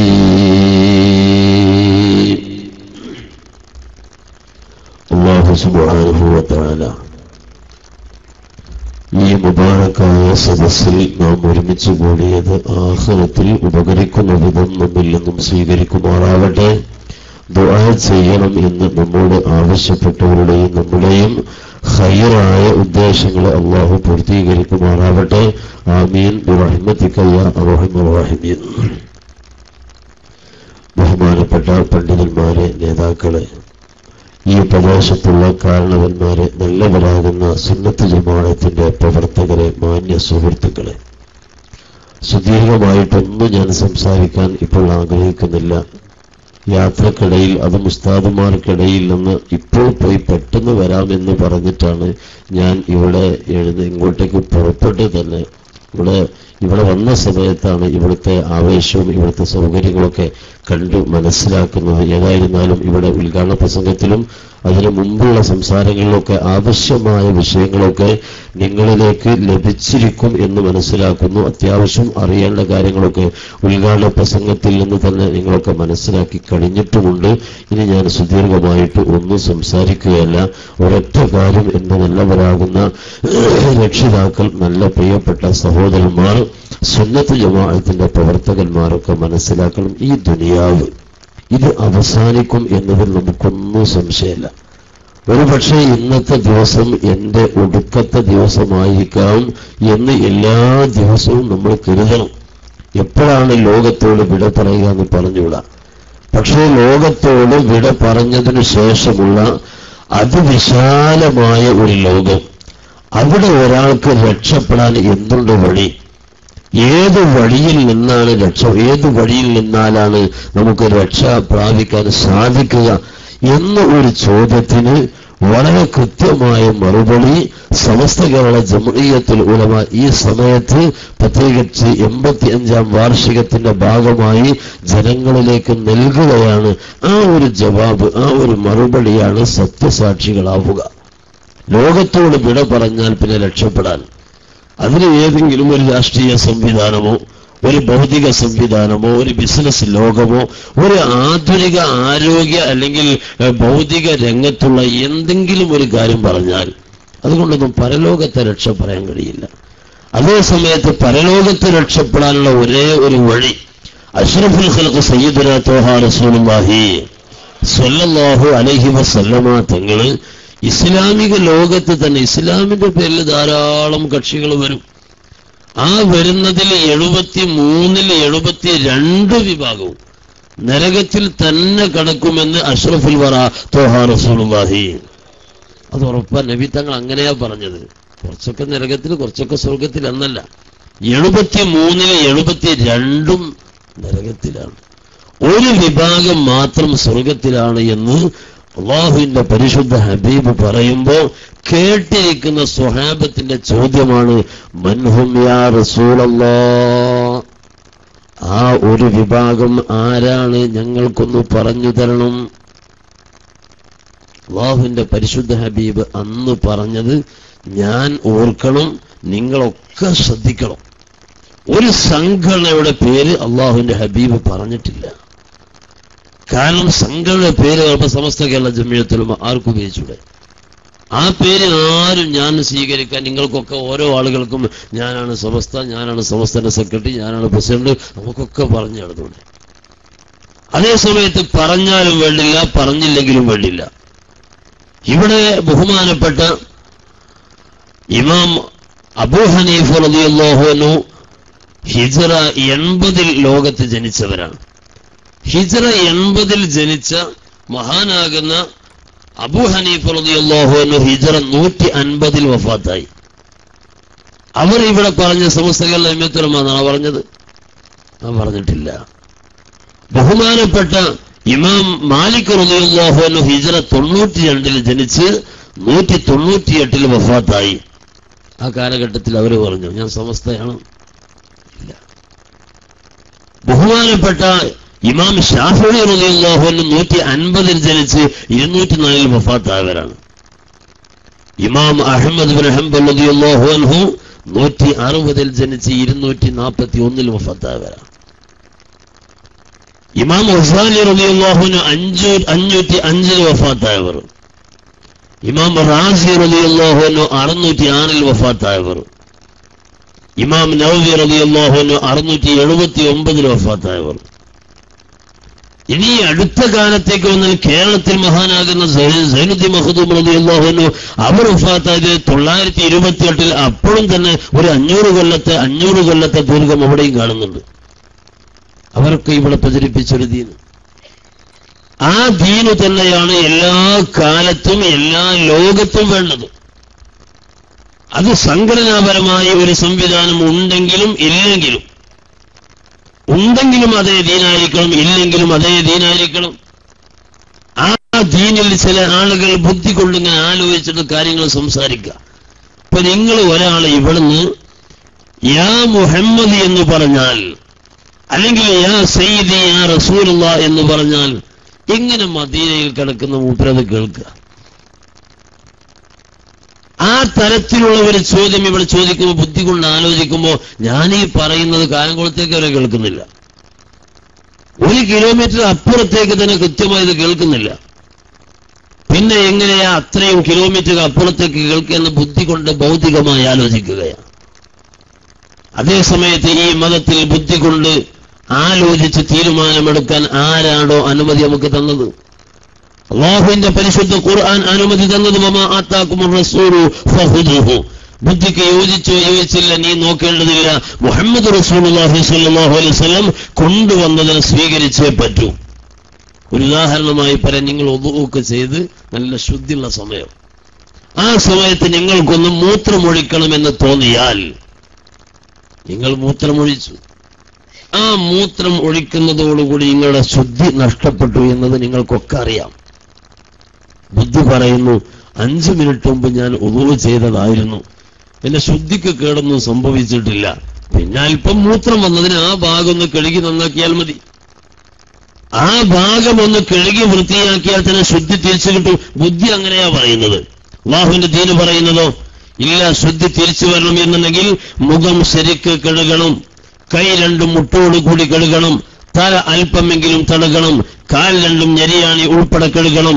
ഇത് വഴിക്ക് വഴിയായി തന്നെ ചെയ്യണം. തുടക്കത്തിൽ നിയ്യത്തും വേണം, എന്നാലേ ശുദ്ധി തിരിച്ചിട്ടുള്ളൂ.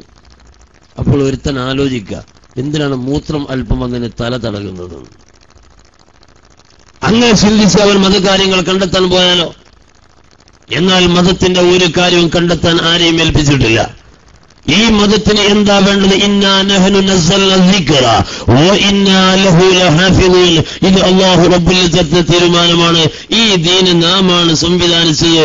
ഇതിനെ എങ്ങനെയാണ് നിലനിർത്തേണ്ടത്, എങ്ങനെയാണ് സംരക്ഷിക്കേണ്ടത് ഒക്കെ നമുക്ക് തന്നെ അറിയാം. ആ റബ്ബ് തന്നെ ചെയ്യുന്നുണ്ട്. ആ റബ്ബിന്റെ കൽപ്പന പ്രകാരം അല്ലാതെ മതകാര്യങ്ങളെ ഒരു കാര്യം പോലും അഷ്റഫുൽ ഖൽഖ് സയ്യിദുനാ മുഹമ്മദ് റസൂലുള്ളാഹി സ്വല്ലല്ലാഹു അലൈഹി വസല്ലം തങ്ങളുടെ സ്വന്തം അഭിപ്രായമായി പറഞ്ഞിട്ടില്ല.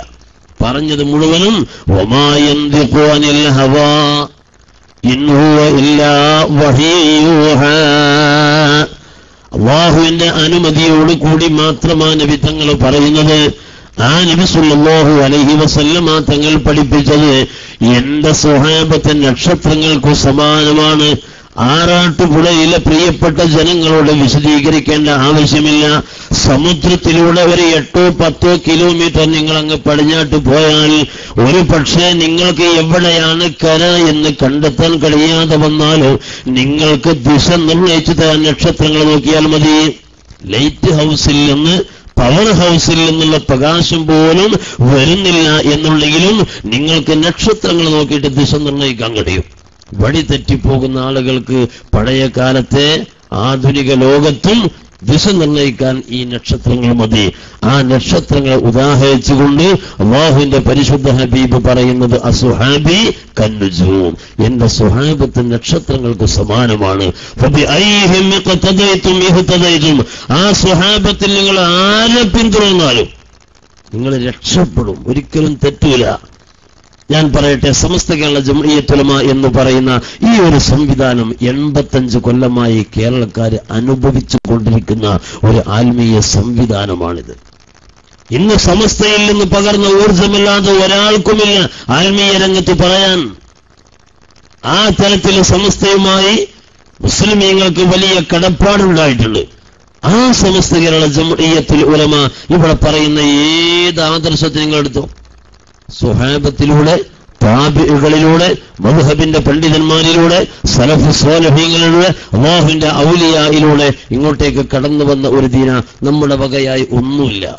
എന്നാൽ ബിദഈ കക്ഷികൾ, ഞാൻ പേരെടുത്ത് പറഞ്ഞ് അവരെ വലുതാക്കുന്നൊന്നുമില്ല, അതേ സമയത്ത് പിഴച്ചു പോയ ഏതു കക്ഷികളാവട്ടെ അവർ സ്വയം ഒന്ന് ആലോചിക്കേണ്ടത്, ഈ ശബ്ദം കേൾക്കുന്ന ഭാഗത്ത് ആരെങ്കിലും ഉണ്ടെങ്കിൽ അവരും ഇന്നത്തെ രാത്രിയിൽ ആലോചിക്കേണ്ടത്, എന്റെ ആദർശവുമായി ബന്ധപ്പെട്ട് സിദ്ദീഖ് തങ്ങൾക്ക് വല്ല ബന്ധമുണ്ടോ?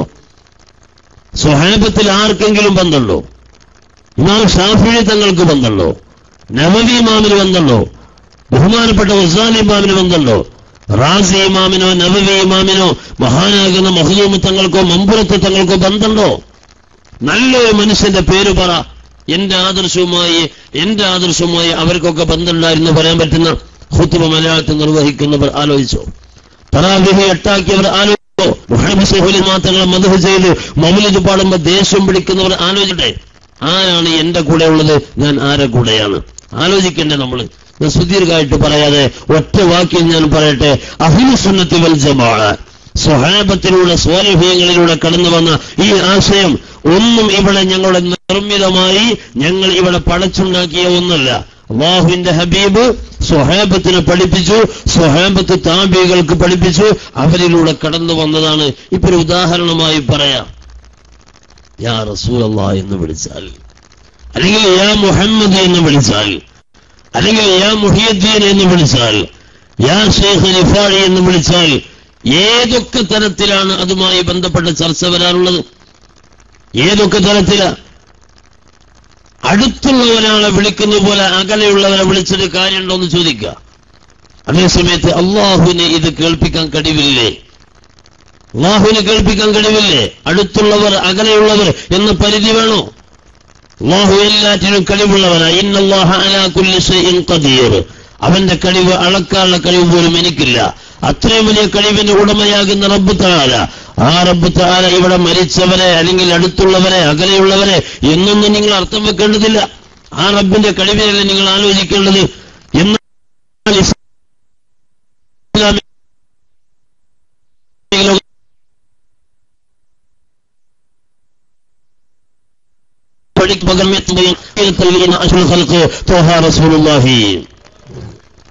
സല്ലല്ലാഹു അലൈഹി വസല്ലം തങ്ങൾ അവിടുത്തെ സ്വഹാബത്തിനെ ദർസ് നടത്തിക്കൊണ്ട് ആരുടെ സലാമിനാണ് ഇജാബത്ത് നൽകിയത്? നബിയെ, അങ്ങയോട് ഒരാൾ സലാം പറയാൻ വേണ്ടി കടന്നു വന്നത് ഞങ്ങൾ കണ്ടില്ല. എന്നാൽ വെറുതെ ഒരു സലാം അടക്കുന്ന പ്രകൃതവും അങ്ങേക്കില്ല. ആരുടെ സലാമിനാണ് അങ്ങ് ജവാബ് നൽകിയത് എന്ന് ചോദിക്കുമ്പോ മദീനയിൽ ഇരുന്നു കൊണ്ട് നബി തങ്ങൾ പറയുന്നത്, മക്കയുടെ സമീപ പ്രദേശത്ത് വെച്ച് എന്റെ പ്രിയപ്പെട്ട ഹുബൈബിനെ തൂക്കിലേറ്റുകയാണ് ശത്രുക്കള്. ആ തൂക്കുമരത്തിൽ നിന്ന് അവസാനത്തെ ഒരു സലാം, അസ്സലാമു അലൈക യാ റസൂലല്ലാഹ്. മക്കയുടെ പരിസരത്തിൽ നിന്ന് ഏകദേശം 400 കിലോമീറ്റർ അപ്പുറത്തേക്ക് ഒരു സലാമങ്ങ് പറയുമ്പോൾ സാറ്റലൈറ്റ് സംവിധാനത്തിലൂടെ അല്ലല്ലോ ഇത് കേൾക്കുന്നത്. കേൾപ്പിച്ചത് റബ്ബാണ്, കേട്ടത് നബിയാണ്. ഉടനെ വഅലൈക്കും അസ്സലാം എന്ന് മദീനയിൽ നിന്ന് ഒരു നബി പറയുമ്പോ മക്കയിൽ കിടക്കുന്ന ബഹുമാനപ്പെട്ട ഹുബൈബ് റളിയല്ലാഹു അൻഹു അത് കേൾക്കുന്നു. ആ സന്തോഷം അവരെ മനസ്സിലുണ്ട്. ആ സന്തോഷത്തോടെ ലോകത്തോട് ഇവിടെ പറയുന്നു. ഇവിടെ വലിയ പറഞ്ഞത് നബി കേൾക്കുന്നു, നബി പറഞ്ഞത് വലിയ കേൾക്കുന്നു. രണ്ടും അവരുടെ സ്വന്തം കഴിവ് കൊണ്ടല്ല, അള്ളാഹു കേൾപ്പിച്ചത് കൊണ്ടാണ്. അള്ളാഹു കേൾപ്പിച്ചത് കൊണ്ടാണ്. നമ്മൾ എന്തിനാ ഇതിന് യോഗം ചേർന്ന് പ്രമേയം പാസ്സാക്കണം? മരിച്ചോല് കേൾക്കൂല, ദൂരമുള്ളവര് കേൾക്കൂല. നമ്മൾ പ്രമേയം ഉണ്ടാക്കണോ? ഇത് റബ്ബിന്റെ പരിശുദ്ധമായ കഴിവല്ലേ. ആ റബ്ബിനെ മരിച്ചവർ എന്ന് പോലുമില്ല, ജനിക്കണം എന്ന് നിർബന്ധം പോലുമില്ല. ജനിക്കുന്നതിന് മുമ്പേ കേൾപ്പിക്കാൻ കഴിവ് അല്ലാഹുണ്ട്. മരിച്ചവർ കേൾക്കോ നമ്മൾ ചർച്ച ചെയ്യാറുണ്ട്. എന്നാ ജനിച്ചവർ കേൾക്കോ കേൾക്കൂല ചർച്ച ചെയ്യാത്തത്? എന്നാ ജനിക്കാത്തവർ കേൾക്കോ കേൾക്കൂല ചർച്ച ചെയ്യാത്തത്? ജനിക്കാത്തവരും കേട്ടത് ഇസ്ലാമിലെ തെളിവില്ലേ? ലോകത്തേക്ക് ജനിച്ച് വീഴാത്തവരും കേൾക്കുന്നില്ലേ? ഇബ്രാഹിം അലൈഹിസ്സലാത്തു വസ്സലാം 4000 കൊല്ലം മുമ്പ് വിളിച്ചല്ലോ, ഹജ്ജിന് വേണ്ടി വിളിച്ചല്ലോ.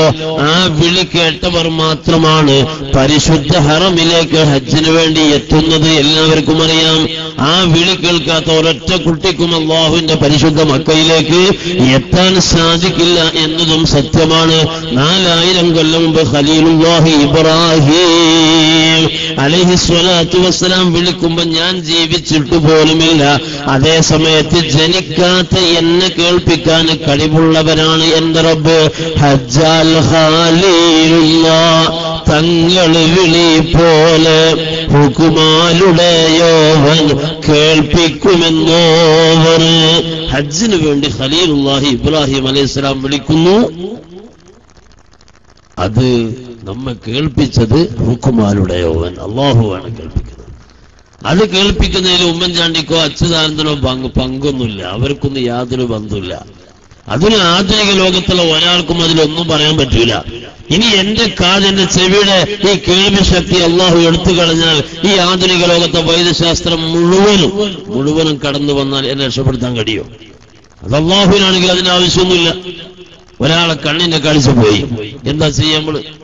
ഒരാളെ കണ്ണിന്റെ കാഴ്ച പോയാൽ തിരിച്ചു കൊണ്ടുവരാൻ നമുക്ക് എന്തൊക്കെ പ്രയാസങ്ങളുണ്ട്. അതേ സമയത്ത് അള്ളാഹുവിന് ഒരു പ്രയാസമില്ല. യൂസുഫ് നബി അലൈഹി സ്വലാത്തു വസ്സലാം ബാപ്പന്റെ കണ്ണിന്റെ കാഴ്ച പോയപ്പോ കൊടുത്തയച്ചു, ഇത് ഹബീബി ഖമീസി ഹാദാ, എന്റെ ഈ കുപ്പായം കൊണ്ടുപോയി, ഷർട്ട് കൊണ്ടുപോയിട്ട് എന്റെ ബാപ്പന്റെ മുഖത്തുനിന്ന് കൊണ്ടുപോയി ഇട്ടുകൊടുത്താൽ മതി. അതുപോലെ ഇട്ടുകൊടുത്തപ്പോഴോ എന്തേ സംഭവിച്ച്? ഖുർആൻ പറയാ ഫർതദ്ദ ബസീറ, കാഴ്ച തിരിച്ചു വന്നു. മഖബറിൽ പോയിട്ട് മുണ്ട് മുഖത്ത് വെക്കുമ്പോഴൊക്കെ ശിർക്കാകുന്നു ആർക്കോ തോന്നിപ്പോകുന്നുണ്ട്. അതേസമയത്ത് ഈ ചരിത്രം പറഞ്ഞു കൊടുത്തത് അള്ളാഹുവാണ്. ഈ ചരിത്രം പറഞ്ഞു കൊടുക്കുന്നത് അള്ളാഹുവാണ്. മുഹമ്മദ് നബി സല്ലല്ലാഹു അലൈഹി വസല്ലം തങ്ങൾ വിശദീകരിക്കുക, സ്വഹാബത്തെ ഇത് പ്രചരിപ്പിക്കുക, താബീകൾ ഏറ്റെടുക്കുക, അത്ബാഉകൾ അംഗീകരിക്കുക, മദ്ഹബിന്റെ പണ്ഡിതന്മാർ എഴുതി വെക്കുക, മുഫസ്സിറുകൾ പ്രചരിപ്പിക്കുക, ഈ ഉമ്മത്ത് അത് സമ്മതിക്കുക. എന്തിനാണ് നമ്മൾ എതിർക്കാൻ പോകുന്നത്? ബറക്കത്തുള്ള ഒരു തുണി മുഖത്ത് വെക്കുമ്പോ എന്ത് തെറ്റ്? ബറക്കത്തുള്ള ഒരു തുണി മുഖത്ത് വെക്കുമ്പോ എന്ത് തെറ്റാവുള്ളത്? അതേ സമയത്ത് ഇബ്രാഹിം അലൈഹിസ്സലാത്തു വസ്സലാമിലൂടെ കടന്നു വന്ന ഇബ്രാഹിം അലൈഹിസ്സലാത്തു വസ്സലാമിനെ നമ്രൂദ് തീയിലേക്ക് എറിഞ്ഞപ്പോഴിട്ട കുപ്പായമാണിത്. ആ കുപ്പായം ചുരുട്ടി ഏലസാക്കിയിട്ട് ഐക്കല്ലായി കെട്ടിയിട്ട് മഹാനാകുന്ന യൂസുഫ് നബി അലൈഹിസ്സലാത്തു വസ്സലാമിന്റെ കഴുത്തിൽ കെട്ടിക്കൊടുത്തിരുന്നു. അങ്ങനെയാണ് കിണറ്റിലേക്ക് എറിയപ്പെട്ടപ്പോ രക്ഷപ്പെട്ടത് ചരിത്രത്തിലുണ്ട്. ആ പരിശുദ്ധമായ ഐക്കല്ല് പൊട്ടിച്ച് കുപ്പായം പുറത്തെടുത്തിട്ട് എന്റെ ബാപ്പയുടെ മുഖത്തുനിന്ന് കൊണ്ടുപോയി വെച്ചു കൊടുക്കണമെന്ന് മഹാനാകുന്ന യൂസുഫ് നബി അലൈഹിസ്സലാത്തു വസ്സലാമിന്റെ താല്പര്യം. ഇതിനെ നമ്മൾ എതിർക്കണോ? നമ്മൾ ആക്ഷേപിക്കേണ്ട ആവശ്യമുണ്ടോ? എന്നാൽ ആക്ഷേപത്തിന് വേണ്ടി കടന്നു വരുന്ന ആളുകൾക്ക് മുഴുവനും യഥാർത്ഥത്തിൽ ഇവർക്ക് മാത്രമല്ല പല ആളുകൾക്കും ഇത് വിഷമുണ്ട്. ഇബ്രാഹിം അലൈഹിസ്സലാത്തു വസ്സലാമിനെ തീയിലേക്ക് ഇട്ടപ്പോ അവർക്കൊന്നും സംഭവിച്ചില്ല. ആ സമയത്ത് ഏറെ ദേഷ്യം പിടിച്ചാലോ ഇബ്ലീസ് കുപ്പായ സ്വർഗത്തിൽ നിന്ന് കൊണ്ടുവന്നതാ. യൂസുഫ് നബി അലൈഹിസ്സലാത്തു വസ്സലാമിനെ കിണറ്റിലേക്ക് എറിഞ്ഞു. എറിയുമ്പോ ഇബ്ലീസിന് സന്തോഷമായിരുന്നു. അതേ സമയത്ത് എറിഞ്ഞു നോക്കിയിട്ടോ കിണറ്റിലേക്ക് വീട്ടിൽ ഒന്നും സംഭവിക്കുന്നില്ല. കാരണം ഈ ഐക്കലിന് കഴുത്ത് കെട്ടിയിട്ടുണ്ട്, ഒന്നും സംഭവിക്കുന്നില്ല. അപ്പോഴേക്ക് ഇബ്ലീസിന് ദേഷ്യം പിടിച്ചുപോയി. യൂസുഫ് നബി അലൈഹിസ്സലാത്തു വസ്സലാമിന്റെ ആ കുപ്പായം ഒന്ന് കൊടുത്തയച്ച് മഹാനാകുന്ന യാക്കൂബ് നബി അലൈഹിസ്സലാത്തു വസ്സലാമിനെ കാഴ്ച തിരിച്ചു കിട്ടിയപ്പോ അപ്പോഴും ഇവരെ ദേഷ്യം പിടിച്ചിട്ടുണ്ട്. അത് ഏത് നല്ല സമയത്തും അങ്ങനെയാ, ഏത് നല്ല സമയത്തും അങ്ങനെ തന്നെയാ. ഇപ്പൊ നിങ്ങൾ ആലോചിച്ച് നോക്ക്, ഭാര്യയ്ക്ക് പ്രസവമെടുത്ത സമയം, മോൾക്ക് പ്രസവമെടുത്ത സമയം, ആ സമയത്ത് സ്വാഭാവികല്ല പ്രസവം എന്നൊക്കെ പറഞ്ഞാൽ അത് രോഗമല്ലല്ലോ, അത് രോഗമേ അല്ല, ലോകത്ത് ആവശ്യമുള്ള ഒന്നാണ്. ഇതുവരെ പ്രസവിച്ചിട്ടില്ല എന്നൊരൊറ്റ കാരണത്താൽ വഴങ്ങിൽ ചെല്ലുമ്പോൾ നമുക്ക് എഴുത്തു വരിക, ഉസ്താദെ ദുആ ചെയ്യണോ, 17 കൊല്ലം ഇതുവരെ പ്രസവിക്കാൻ കഴിഞ്ഞിട്ടില്ല. ദുആ ചെയ്ത് അവസാനം പ്രസവിക്കാൻ അവസരം കിട്ടിയ അവന് ആശുപത്രി കൊണ്ടുപോകേണ്ടത്, ആശുപത്രി കൊണ്ടുപോകാണോ വേണ്ടത്? അത് രോഗമല്ല, രോഗികളെ കൊണ്ടുപോകാനുള്ളതാണ് ഹോസ്പിറ്റല്. അതേസമയത്ത് ഇത് നല്ല ബറക്കത്തുള്ള പരിശുദ്ധമായ ദിക്റും സ്വലാത്തും നിസ്കാരവും ഒക്കെ നടക്കുന്ന ഒരു നല്ല ബറക്കത്തുള്ള റൂമിൽ വെച്ചിട്ട് അല്ലാഹു എനിക്ക് നൽകുന്ന ഈ കുഞ്ഞിനെ സന്തോഷത്തോടെ പ്രസവിക്കാനുള്ള ഒരു അവസരം വേണം. അങ്ങനെയാണ് ഇതുവരെ നൂറ്റാണ്ടുകൾ മുഴുവനും അങ്ങനെയാ. ബറക്കത്തുള്ള ഒരു സ്ഥലത്ത് വെച്ച് പ്രിയപ്പെട്ട ഉമ്മ പ്രസവിക്കാൻ, പ്രിയപ്പെട്ട സഹോദരി പ്രസവിക്കാൻ വേണ്ടി അതിന്റെ അടയാളങ്ങളും വേദനയും ഒക്കെ വന്നുകൊണ്ടിരിക്കുന്ന സമയത്ത് മഹാന്മാരുടെ പ്രത്യേകമായ മദദ് ലഭിക്കാൻ, ഹിഫ്ള് ലഭിക്കാൻ, മഹാന്മാരെ ബറക്കത്ത് കൊണ്ട് സുഖപ്രസവം പ്രയാസമില്ലാതെ നടക്കാൻ, ആ ഒരു സാഹചര്യം വരാൻ വേണ്ടി ഈ പ്രദേശത്തുള്ള ആളുകളും ഒരു കാലത്ത് പാടിയത് ബല്ലിയെ കാണിക്കിൽ സുഹറ ബിക്ക് മൂന്നാമത്തെ പേരമാകളാകുമേ ഈ ബീവി നഫീസത്തെ. ബല്ലിയെ കാണിക്കിൽ സുഹറ ബിക്ക് മൂന്നാമത്തെ പേരമാകളാകുമേ ഈ ബീവി നഫീസത്തെ. ചൊല്ലുവാൻ സാനത്തിനാൽ മുറുചാദർ പത്തേ ജബദനിൽ പക്കായ മക്ക ദിക്കതിൽ ഊദിത്തേ.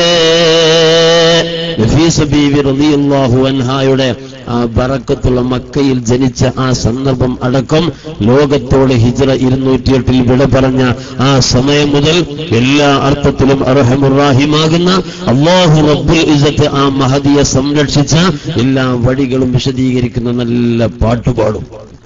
മഹാന്മാരുടെ പാട്ട് പാടിയാൽ, മഹത്തുക്കളെ ചരിത്രം പറഞ്ഞാൽ അല്ലാഹുവിന് ഇഷ്ടമാണ്, അംബിയാഇന് ഇഷ്ടമാണ്, ഔലിയാഇന് ഇഷ്ടമാണ്, മലായികത്തിന് ഇഷ്ടമാണ്, സർവ്വ സ്വാലിഹീങ്ങൾക്ക് ഇഷ്ടമാണ്.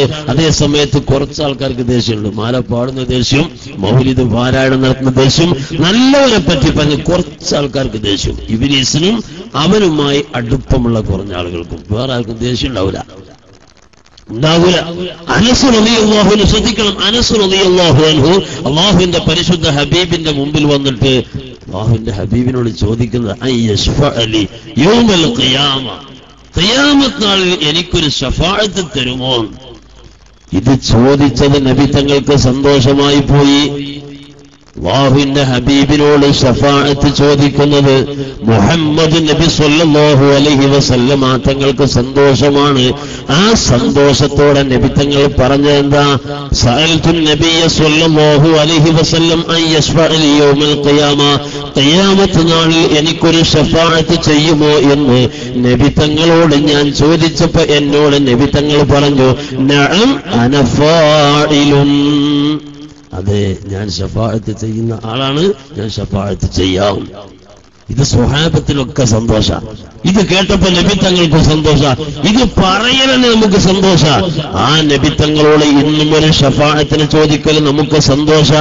ആ സന്തോഷത്തിന്റെ ഭാഗമായി ഈ ലോകത്തോട് 5 നൂറ്റാണ്ടുകൾക്കപ്പുറം വിട പറഞ്ഞു പോയ സൈനുദ്ദീൻ മഖ്ദൂം റളിയല്ലാഹു അൻഹു നമുക്ക് വേണ്ടി എഴുതി തന്നല്ലോ, അശ്ശഫാഅത ഹബ്ലനാ ഫിൽ ഖിയാമത്തി മുശ്ഫിഖാ വാഹിലനാ ഇൻ ളാഅയാ സയ്യിദി ഖൈറൻ നബി. മഖ്ദൂം റളിയല്ലാഹു അൻഹു ചൊല്ലിയപ്പോഴും നബി തങ്ങൾക്ക് സന്തോഷ, എല്ലാ മുഅ്മിനീങ്ങൾക്കും സന്തോഷമാണ്. ഇന്നും ഈ പരിശുദ്ധമായ വരികൾ നമ്മൾ ചൊല്ലുമ്പോ ഇബ്ലീസിന് വല്ലാത്ത വിഷമം തോന്നുകയാണ്. പിന്നെ ആർക്കെങ്കിലും ഒരു വിഷമം തോന്നുന്നുണ്ടെങ്കിൽ അവരാണ് മനസ്സിലാക്കേണ്ടത് ഞാനും ഇബ്ലീസിനെ പോലെ ആയിപ്പോയിട്ടുണ്ട് എന്ന് അവരാണ് മനസ്സിലാക്കേണ്ടത്. അതിൽ നിന്ന് രക്ഷപ്പെടാൻ വേണ്ടി അല്ലാഹുവിനോട് ദുആ ചെയ്യണം. അവർക്കൊന്നും ഇഷ്ടപ്പെടില്ല, ഇബ്ലീസായിട്ട് ബന്ധപ്പെട്ട നല്ലതൊന്നും പറ്റില്ല. ഒരിക്കൽ ഇബ്ലീസിന് വല്ലാത്ത ടെൻഷൻ. ശ്രദ്ധിക്കണം, എന്താ ടെൻഷൻ ഒരു പിടുത്തമില്ല. ഇബ്ലീസിന്റെ മക്കൾക്ക് മുഴുവൻ ഇതേ അവസ്ഥ.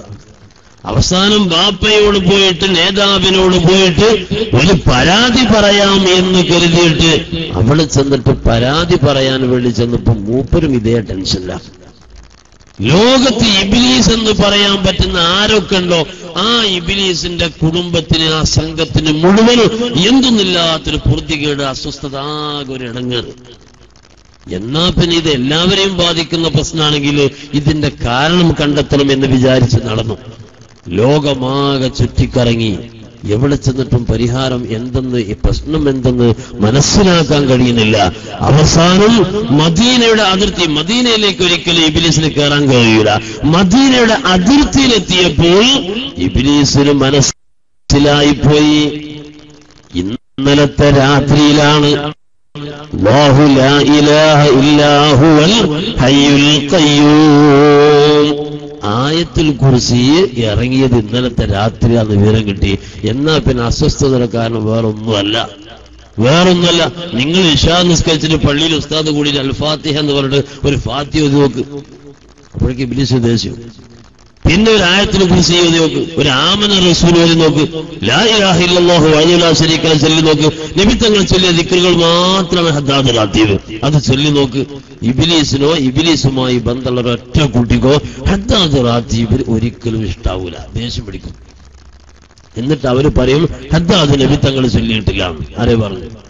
ഫാത്തിഹ നബി തങ്ങൾ ഓതിയിട്ടില്ല എന്ന് പറഞ്ഞതിനർത്ഥം ആമന റസൂൽ ഓതിയിട്ടില്ല എന്നാണോ നീ പറയുന്നത്?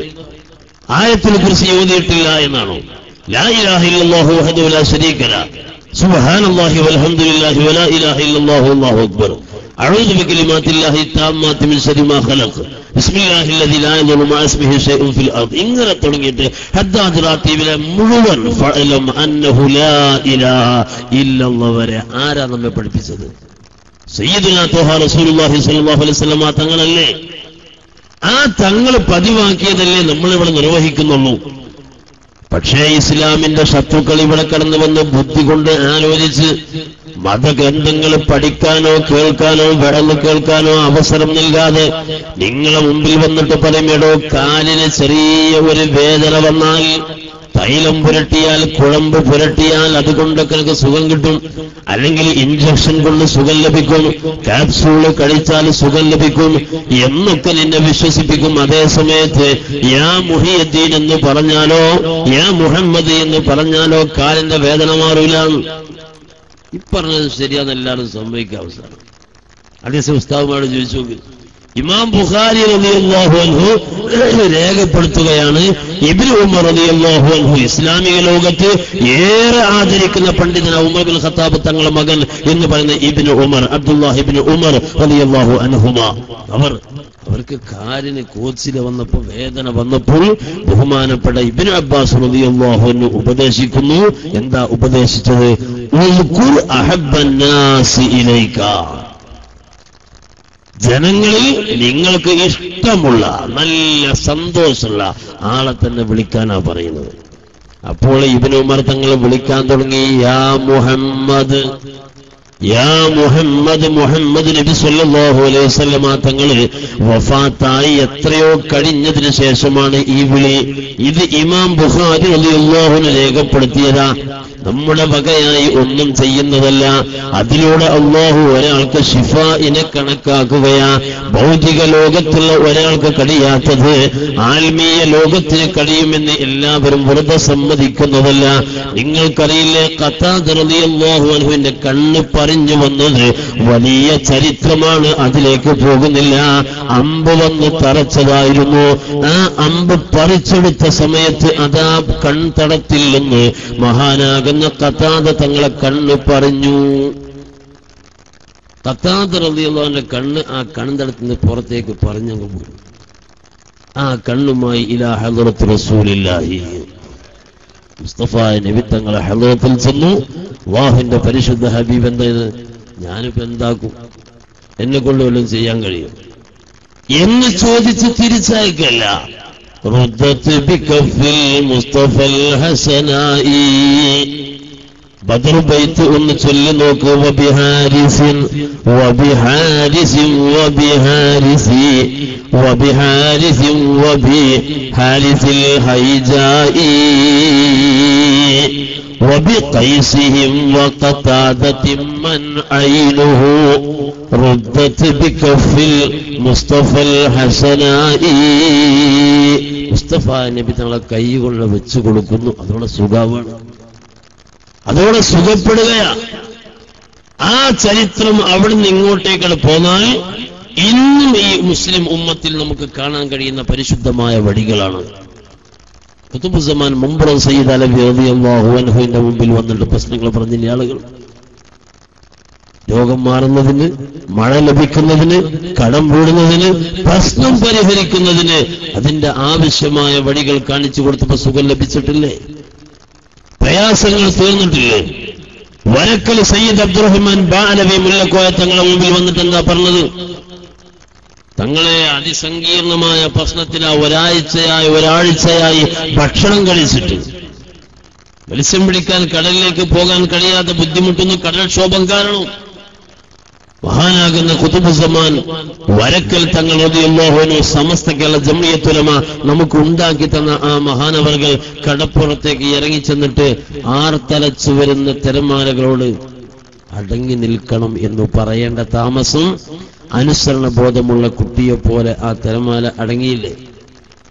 നിങ്ങൾ ഇന്ന് പോയിട്ട് ഇവിടെ എന്നീ കടൽക്ഷോഭം വന്നാൽ, പ്രകൃതിക്ഷോഭം വന്നാൽ, പ്രയാസങ്ങൾ വന്നാൽ അല്ലാഹു റബ്ബുൽ ഇസ്സത്ത് മശായിഖുമാരുടെ സ്വഹാബുൽ ബദറിന്റെ ബറക്കത്ത് കൊണ്ട് ഈ പ്രദേശത്തെ എല്ലാ പ്രകൃതിക്ഷോഭത്തിൽ നിന്നും രക്ഷപ്പെടുത്തുമാറാവട്ടെ. എന്തെങ്കിലും ഒരു അവസ്ഥ നേരിടുമ്പോ മുഖ്യമന്ത്രിക്ക് പരാതി കൊടുക്കും. മുഖ്യമന്ത്രി എന്ത് ചെയ്യും? മുഖ്യമന്ത്രി? പ്രതിപക്ഷ നേതാവ് എന്ത് ചെയ്യും? കേന്ദ്രം, കേരളം എന്ന് വ്യത്യാസമല്ല, ഭൗതിക ലോകത്തിലെ ഭരണാധികാരികൾ എന്ത് ചെയ്യും? പാലക്കാട്ട് നിന്ന് 2 വർഷം വരെ വാർത്ത ഞാൻ പത്രത്തിൽ വായിച്ചിരുന്നു. മഴയില്ലാത്തതിന്റെ പേരിൽ ഹർത്താൽ ആചരിക്കാൻ തീരുമാനിച്ചു. കട പൂട്ടിട്ട മഴ പെയ്യും. അതേ സമയത്ത് മഴയില്ല ഉസ്താദെ, പരിഹാരമുണ്ടോ? മഹാനാകുന്ന റഈസുൽ മുഹഖഖീൻ കണ്ണിയത്ത് ഉസ്താദ് റളിയല്ലാഹു അൻഹുവിന്റെ മുമ്പിൽ വന്ന് പറയുമ്പോൾ എല്ലാവരോടും വുളൂ ചെയ്ത് വരാൻ ആവശ്യപ്പെട്ടല്ലോ. എന്നിട്ട് അവരെ കൊണ്ട് ഇസ്തിഗ്ഫാർ ചൊല്ലിപ്പിക്കുകയാണ്. ചെയ്തു പോയ തെറ്റുകളൊക്കെ റബ്ബിനോട് മനസ്സറിഞ്ഞ് ഖേദിക്കണോ. അങ്ങനെ ഇസ്തിഗ്ഫാർ ചൊല്ലിക്കൊണ്ടിരിക്കുന്ന മുഅ്മിനീങ്ങളെ നിർത്തിയിട്ട് അല്ലാഹുവേ ഇവർക്ക് നീ മഴ കൊടുക്കണം. അല്ലാഹ് പറഞ്ഞത് ഇന്ന് വരെ ലംഘിച്ചിട്ടില്ലാത്ത കണ്ണിയത്ത് ഉസ്താദ് അല്ലാഹുവിനോട് ഒരു കാര്യം പറയുമ്പോ പിന്നെ അല്ലാഹ് എങ്ങനെ ലംഘിക്കും? ഇജാബത്ത് ഉടനെ മഴയായി തന്നെ വർഷിക്കുകയാണ്. ഏതു കാലത്തും അങ്ങനെയാ. ഇന്ന് സമസ്തയെ നയിച്ചുകൊണ്ടിരിക്കുന്ന സൈനുൽ ഉലമ ചെറുശ്ശേരി ഉസ്താദ് റബ്ബ് തആല ദീർഘായുസ് പ്രദാനം ചെയ്യുമാറാവട്ടെ. മഹാനാകുന്ന ഉമർലി ശിഹാബ് തങ്ങൾ പാണക്കാട് ഖദ്ദസല്ലാഹു സിർറഹുൽ അസീസ് ബഹുമാനപ്പെട്ട ഉമർലി തങ്ങളും മഹാനാകുന്ന ചെറുശ്ശേരി ഉസ്താദും അടക്കമുള്ള ഒരു പണ്ഡിത സംഘം ആന്ധ്രാപ്രദേശിലേക്ക് കടന്നു ചെന്നു. എന്തിന്? ഒരു മദ്രസ അവിടെ ഉണ്ടാക്കി കൊടുക്കാൻ. 60 വയസ്സ് കഴിഞ്ഞിട്ട് പോലും ഫാത്തിഹ ഓതാൻ അറിയാത്ത ധാരാളം ആളുകൾ, ജീവിതത്തിൽ ഒരിക്കൽ പോലും നിസ്കരിക്കാത്ത എത്രയോ മുസ്ലിമീങ്ങൾ, വല്ലപ്പോഴും നിസ്കരിക്കുന്നവർ ഉണ്ടെങ്കിൽ അവർ അധികവും വെള്ളിയാഴ്ച മാത്രം 2 റക്അത്ത് ഇതേ അവർക്ക് പരിചയമുള്ളൂ. അങ്ങനത്തെ ഒരു പ്രദേശത്ത് മദ്രസ ഉണ്ടാക്കി കൊടുക്കാൻ വിളിച്ചില്ല. ജനങ്ങൾ വന്നിട്ട് പറഞ്ഞു, ഞങ്ങൾക്ക് മദ്രസ വേണ്ട, ഞങ്ങൾക്ക് മദ്രസ വേണ്ട എന്ന് പറഞ്ഞപ്പോ ഉമർ ശിഹാബ് തങ്ങൾ ചോദിച്ചു, പിന്നെ നിങ്ങൾക്ക് എന്താ വേണ്ടത്? അപ്പോൾ അവർ പറഞ്ഞു, ഈ വിശാലമായ കിലോമീറ്റർ പരന്നു കിടക്കുന്ന ഈ കൃഷിഭൂമി പ്രഭാത സമയത്ത് വെളിച്ചം കീറുന്നതിന് മുമ്പ് ഞങ്ങൾ ഇറങ്ങിച്ചെന്ന് ഞങ്ങൾ അധ്വാനിച്ചുകൊണ്ടുണ്ടാക്കി കഷ്ടപ്പെട്ടുണ്ടാക്കിയെടുത്തതാ. പക്ഷേ ഇപ്പോൾ മഴയില്ലാത്തതിന്റെ പേരിൽ ഇതാകെ വെള്ളമില്ലാതെ നശിച്ചു പോവുകയാ. നിങ്ങളെ കയ്യിൽ ബിൽഡിംഗ് ഉണ്ടാക്കാൻ, മദ്രസ ഉണ്ടാക്കാൻ പണമുണ്ടെങ്കിൽ ആ കാശെടുത്തിട്ട് ആ പൈസ കൊണ്ട് വിദൂര ഭാഗത്തിന് വെള്ളം സംഘടിപ്പിച്ച് എത്തിച്ചെന്നാൽ ഞങ്ങൾക്ക് അതാണ് വേണ്ടത്. ഉമർലി ശിഹാബ് തങ്ങൾക്ക് മനസ്സിലായി ഇവർക്ക് വെള്ളമാണ് വേണ്ടത്, അതുകൊണ്ടാണ് വെള്ളം കിട്ടാത്തതിന്റെ പേരിലാണ് മദ്രസ വേണ്ട എന്ന് പറഞ്ഞത്. ഉമർലി ശിഹാബ് തങ്ങൾ പറഞ്ഞു, നിങ്ങൾക്ക് വെള്ളവുമായിട്ട് തന്നെയാണ് ഞങ്ങൾ വന്നത്. അങ്ങനെ വെള്ളത്തെ പ്രതീക്ഷിച്ചിരിക്കുന്ന ആളുകളോട് ഇൽമിനെ പറ്റി, ദീനിനെ പറ്റി, മരണത്തെ പറ്റി, ആഖിറത്തെ പറ്റി പറഞ്ഞു കൊടുത്തിട്ട് പരിശുദ്ധമായ മദ്രസ സംവിധാനം ആവശ്യമാണെന്ന് അവർക്ക് ബോധ്യപ്പെടുത്തിയിട്ട് മഹാനാകുന്ന പാണക്കാട് ഉമർലി ശിഹാബ് തങ്ങളെ കൈകൊണ്ട് തറക്കല്ലിട്ടു. മദ്രസക്ക് ആവശ്യമായ ഫണ്ട് മുഴുവനും നമ്മൾ ചെലവഴിച്ച് തന്നെ ആ പാവങ്ങൾക്ക് മദ്രസ ഉണ്ടാക്കി കൊടുക്കാം എന്ന് തീരുമാനിച്ച് അവിടെ പരിശുദ്ധമായ ഒരു സംവിധാനത്തിന് അടിക്കല്ല് പാകി. എന്നിട്ട് സമ്മേളനം പിരിയുന്നതിന് മുമ്പായിട്ട് മഹാനാകുന്ന ചെറുശ്ശേരി ഉസ്താദിനോട്, ഇന്നത്തെ സമസ്തയുടെ ജനറൽ സെക്രട്ടറി ആകുന്ന ചെറുശ്ശേരി ഉസ്താദിനോട് മഹാനാകുന്ന ഉമർലി തങ്ങൾ പറഞ്ഞു, ഇവർക്ക് വെള്ളം വേണം എന്നൊരു കാര്യം പറഞ്ഞിരുന്നു, അതുകൊണ്ടൊന്ന് മഴയ്ക്ക് വേണ്ടി ദുആ ചെയ്തു കൊടുക്കണം. ഉമർലി ശിഹാബ് തങ്ങൾ ഉമർലി ശിഹാബ് തങ്ങളെ സാക്ഷി നിർത്തി ആ സദസ്സിൽ സൈനുദ്ദീൻ ഉസ്താദ് ചെറുശ്ശേരി ഉസ്താദ് ദുആ ചെയ്യാം. ആ ദുആ നിർവഹിച്ചു കഴിഞ്ഞ് സമ്മേളനം പിരിച്ചുവിട്ട് അവർ തിരിച്ച് പൊങ്കന്നൂരിൽ നിന്ന് റെയിൽവേ സ്റ്റേഷനിലൂടെ ഇങ്ങോട്ടേക്ക് പോരാൻ ഒരുങ്ങുകയാണ്. റെയിൽവേ സ്റ്റേഷനിൽ വന്നിരിക്കുന്ന സമയത്ത് അതിശക്തമായ മഴ, അന്നത്തെ രാത്രിയിൽ പെയ്ത മഴ കൊണ്ട് ഒരു കൊല്ലത്തേക്ക് ആ പ്രദേശത്തുകാർക്ക് ആവശ്യമുള്ള വെള്ളം അല്ലാഹു കൊടുത്തു. അതോടുകൂടി അവർക്ക് ബഹുമാനപ്പെട്ട ചെറുശ്ശേരി ഉസ്താദും ബഹുമാനപ്പെട്ട സമസ്തയും ബഹുമാനപ്പെട്ട പാണക്കാട് തങ്ങളും ബഹുമാനപ്പെട്ട മദ്രസയും അള്ളാഹുവിന്റെ ദീനും ഒക്കെ വേണമെന്നായി. ഞാൻ ആലോചിക്കുക, അന്നെങ്ങാനും ആ ഒരു മഴ പെയ്തിട്ടില്ലായിരുന്നുവെങ്കിൽ അവരവസ്ഥ എന്തായിരിക്കും? ഇന്ന് അവിടെ പോയാൽ വാങ്ങും ഇഖാമത്തും ജുമുഅയും ജമാഅത്തും കൃത്യമായി നടക്കുന്ന പള്ളിയും മദ്രസയും നിരവധി കുട്ടികൾ പഠിക്കുന്ന വലിയ സ്ഥാപനമായി നമ്മുടെ ദാറുൽ ഹുദ ഇസ്ലാമിക് യൂണിവേഴ്സിറ്റിയുടെ ഒരു സഹസ്ഥാപനം അവിടെ ആരംഭിച്ചു കഴിഞ്ഞു. ഞാൻ പറയുന്നത് അല്ലാഹു റബ്ബുൽ ഇസ്സത്ത് ഏത് കാലത്തും ആവശ്യമുള്ളത് നൽകും. അത് നൽകേണ്ട വഴി മുഅ്മിനീങ്ങൾക്ക് മഹാന്മാർ പഠിപ്പിച്ചു തന്നിട്ടുണ്ട്. ഭൗതിക വഴി മാത്രം സ്വീകരിച്ചു പോകാമെന്ന് പറയുന്ന ആളുകളാണ് ഈ ലോകത്തുള്ളത്. അതേസമയത്ത് മഴ വേണ്ടേ? എന്നാൽ മഴ ശക്തമാവാൻ പാടുണ്ടോ? ആവശ്യത്തിന് വേണം, അനാവശ്യത്തിന് ഒന്നും വേണ്ട. ഇവിടെ നമുക്ക് എന്താ വഴിയുള്ളത്? ഏത് വിഷയത്തെയും എങ്ങനെയാണ് തരണം ചെയ്യേണ്ടത്? രാജ്യത്തിന്റെ സ്വാതന്ത്ര്യത്തിന് വേണ്ടി പടപൊരുതിയ പ്രിയപ്പെട്ട മാപ്പിള പോരാളികൾ മഹാനാകുന്ന മർഹൂം ആലി മുസ്ലിയാർ ഖദ്ദസല്ലാഹു സിറഹുൽ അസീസ് ഇന്ത്യ രാജ്യത്തിന്റെ പരിശുദ്ധമായ സ്വാതന്ത്ര്യത്തിന് വേണ്ടി ഈ പാവപ്പെട്ട ഉമ്മത്തിന് മിഹ്റാബിന്റെ മുമ്പിൽ നിന്ന് വഴന്നു പറഞ്ഞുകൊണ്ട് ആവേശം കൊള്ളിച്ചപ്പോ അവരൊക്കെ ഖിലാഫത്ത് പ്രസ്ഥാനമായി രംഗത്തേക്ക് വരാം. ബ്രിട്ടീഷുകാർ ഏത് അടവ് നോക്കിയിട്ട് നടക്കുന്നില്ല. തീ തുപ്പുന്ന പീരങ്കിയുമായി ഏത് ബ്രിട്ടീഷുകാർ വന്നാലും ആയുധമില്ലാത്ത മാപ്പിള പോരാളികൾ നെഞ്ചുകൂടെ മുമ്പോട്ടേക്ക് നടക്കുമ്പോ എവിടുന്നാണ് ഈ ധൈര്യം കിട്ടുന്നത് എന്ന് മനസ്സിലാകുന്നില്ല. പൂക്കോട്ടൂരിന്റെ പരിസരത്തേക്ക് ബ്രിട്ടീഷ് പട്ടാളം പാഞ്ഞു വരുമ്പോ ആ കാലഘട്ടത്തിലെ പണ്ഡിതന്മാർ ഖുതുബിയത്ത് ചൊല്ലിയിട്ട് പ്രിയപ്പെട്ട മുഅ്മിനീങ്ങളെ ഇറക്കിവിട്ട് ചരിത്രത്തിലില്ലേ? യാ മുഹിയുദ്ദീൻ എന്ന് വിളിക്കുമ്പോ ആരെയാണ് വിളിക്കുന്നത് എന്നതിനെ കുറിച്ച് ഈ ബ്രിട്ടീഷുകാർക്ക് മനസ്സിലാകുന്നില്ല. ആരാണ് ഇവർക്ക് സഹായം നൽകുന്നത് മനസ്സിലാകുന്നില്ല. ആ കാലഘട്ടത്തിൽ ആയുധം കൊണ്ട് കണക്കു പറയാൻ വേണ്ടി ബ്രിട്ടീഷുകാർ എത്ര ശ്രമം നടത്തിയിട്ടും സായുധനാകുന്ന ബ്രിട്ടീഷുകാരെ മുമ്പിൽ നിരായുധനാകുന്ന പോരാളികൾക്ക് പിടിച്ചു നിൽക്കാൻ കഴിഞ്ഞത് ആത്മീയമായ ശക്തിയാണ് എന്ന് തിരിച്ചറിഞ്ഞപ്പോ ബ്രിട്ടീഷ് ലോകം ഈ നാട്ടിലെ ചില ആളുകളെ ഭൗതികമായ ചില സമ്മാനങ്ങൾ നൽകിയിട്ട്, ഭൗതികമായ സ്ഥാനങ്ങൾ നൽകിയിട്ട്, ഭൗതികമായ ആനുകൂല്യങ്ങൾ നൽകിയിട്ട് മുസ്ലിം ഉമ്മത്തിനെ ഭിന്നിപ്പിക്കാൻ ശ്രമിച്ചു. ഭിന്നിപ്പിച്ചപ്പോൾ രണ്ട് ചേരി ആക്കലെല്ലാവരും ലക്ഷ്യം ആത്മീയതയെ എടുത്തു കളയൽ. കുത്തുബിയത്ത് ചെല്ലാത്തവർ വേണം ഇവിടെ, എന്നാലേ ബ്രിട്ടീഷുകാർക്ക് ജീവിക്കാൻ കഴിയും. ഇവിടെ മാല പാടാത്തവർ വേണം, മൗലിദ് പാരായണം ചെയ്യാത്തവർ വേണം. ആത്മീയമായി ഒന്നും ഇവിടെ ഉണ്ടാവാൻ പാടില്ല. മഹാനാകുന്ന പാണക്കാട് സയ്യിദ് ഹുസൈൻ ശിഹാബ് ആറ്റക്കോയത്തങ്ങൾ റളിയല്ലാഹു തആല അൻഹു, അഥവാ ശിഹാബ് തങ്ങളെ പിതാവ് പൂക്കോയത്തങ്ങളെ പിതാവ് കോയഞ്ഞിക്കോയത്തങ്ങളെ പിതാവ് ബഹുമാനപ്പെട്ട ഹുസൈൻ ആറ്റക്കോയത്തങ്ങൾ എന്ന് പറയുന്നവർ ഇന്ന് തമിഴ്നാട് വെല്ലൂരിൽ അന്ത്യവിശ്രമം കൊള്ളുന്നത്. മലപ്പുറത്തെ പാണക്കാട്ട് തങ്ങൾ എങ്ങനെ കിടക്കാൻ, അന്ത്യവിശ്രമം കൊള്ളാൻ, മരിച്ചു കിടക്കാൻ തമിഴ്നാട്ടിലെത്തി. ചരിത്രം വായിക്കുമ്പോൾ അറിയാം, രാജ്യത്തിന് വേണ്ടി പോരാടാനും വേണ്ടി എന്താണ് നമ്മുടെ കയ്യിൽ ഉള്ളത് എന്ന് ചോദിക്കുന്ന പാവപ്പെട്ട പോരാളികളെ കയ്യിലേക്ക്, കൈത്തണ്ടയിലേക്ക് ഏലസ് എഴുതി കൊടുത്തു, ഐക്കൽ എഴുതി കൊടുത്തു, എന്നിട്ട് കൈത്തണ്ടയിൽ കെട്ടിക്കൊടുത്തു. ആ ആവേശത്തോടെ മലപ്പുറത്തിന്റെ ഹൃദയഭാഗത്ത് പ്രകടനം നടത്തിയില്ലേ? ബ്രിട്ടീഷ് ലോകം ഞെട്ടിത്തെറിച്ചു പോയി. 10ഓളം ചെറുപ്പക്കാര് പ്രകടനം നടത്തിയപ്പോഴേക്ക് എന്തൊരു മാറ്റമാണ് ഇവിടെ ഉണ്ടായിത്തീർന്നത്. ജനങ്ങൾക്ക് ആവേശമായി പോയി. ആരാണ് ഇവർക്ക് ശക്തി പകർന്നത്? ഇവരെ പിടിച്ചുകെട്ടണം എന്ന് തീരുമാനിച്ചു. പ്രിയപ്പെട്ട ഹൈന്ദവ സുഹൃത്തുക്കൾ, ഇന്ത്യ രാജ്യത്തിന് വേണ്ടി പോരാടുന്ന മാപ്പിള മക്കളെ സംരക്ഷിക്കേണ്ട ബാധ്യത നമുക്കുണ്ട് എന്ന് പറഞ്ഞിട്ട് പ്രിയപ്പെട്ട ഹിന്ദു സഹോദരന്മാർ തിരുക്കളൂർ ക്ഷേത്രത്തിന്റെ ഊട്ടുപുരയിൽ കൊണ്ടുപോയിട്ട് പിടിച്ചു കൊണ്ടുപോകാൻ വന്ന ബ്രിട്ടീഷ് പട്ടാളത്തിന് രക്ഷകിട്ടാൻ മാപ്പിള പോരാളികളെ അമ്പലത്തിന്റെ അകത്തേക്കാണ് കൊണ്ടുപോയത്. രാജ്യത്തിന് വേണ്ടി മാപ്പിള പോരാളികളെ രക്ഷപ്പെടുത്തൽ ഹിന്ദുക്കളെ ബാധ്യതയായി അക്കാലത്ത് ഹിന്ദുക്കൾ ഏറ്റെടുത്തു. തിരുക്കളൂർ ക്ഷേത്രത്തിന്റെ ഊട്ടുപുരയിൽ പാവപ്പെട്ട മാപ്പിള പോരാളികൾ ഒളിച്ചിരിപ്പുണ്ട് എന്നറിഞ്ഞപ്പോൾ അവിടെ വന്നിട്ട് മണിക്കൂറുകൾ നീണ്ട വെടിവെപ്പ് നടത്തിയ ചരിത്രത്തിലുണ്ട്. പക്ഷേ ഒരു ചെറിയ റൂമിനകത്ത് 10ഓളം ആളുകൾ താമസിക്കുക, ചുറ്റുപാടുന്ന ബ്രിട്ടീഷുകാരെ വെടിവെക്കുക, ഒരൊറ്റ വെടിയുണ്ട് പോലും ഒരാളെ ദേഹത്തിൽ കൊള്ളാതിരിക്കുക. എന്തൊരത്ഭുതം! ഇവരെന്ത് അത്ഭുത മനുഷ്യരാ! സ്വാതന്ത്ര്യത്തിന്റെ കഥ വായിക്കുന്ന ഭാഗത്ത് ചരിത്ര വിദ്യാർത്ഥികൾക്ക് ഇപ്പോഴും വായിക്കാൻ കഴിയും.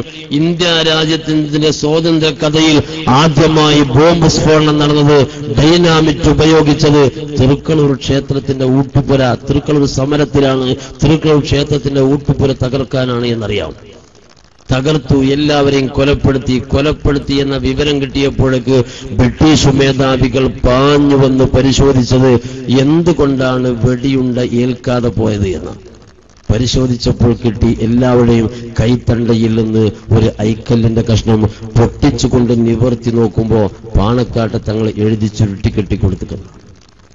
അതിന്റെ പേരിൽ ആ സയ്യിദ് ഹുസൈൻ ആറ്റക്കോയ തങ്ങളെ പിടിച്ചു കൊണ്ടുപോയത്.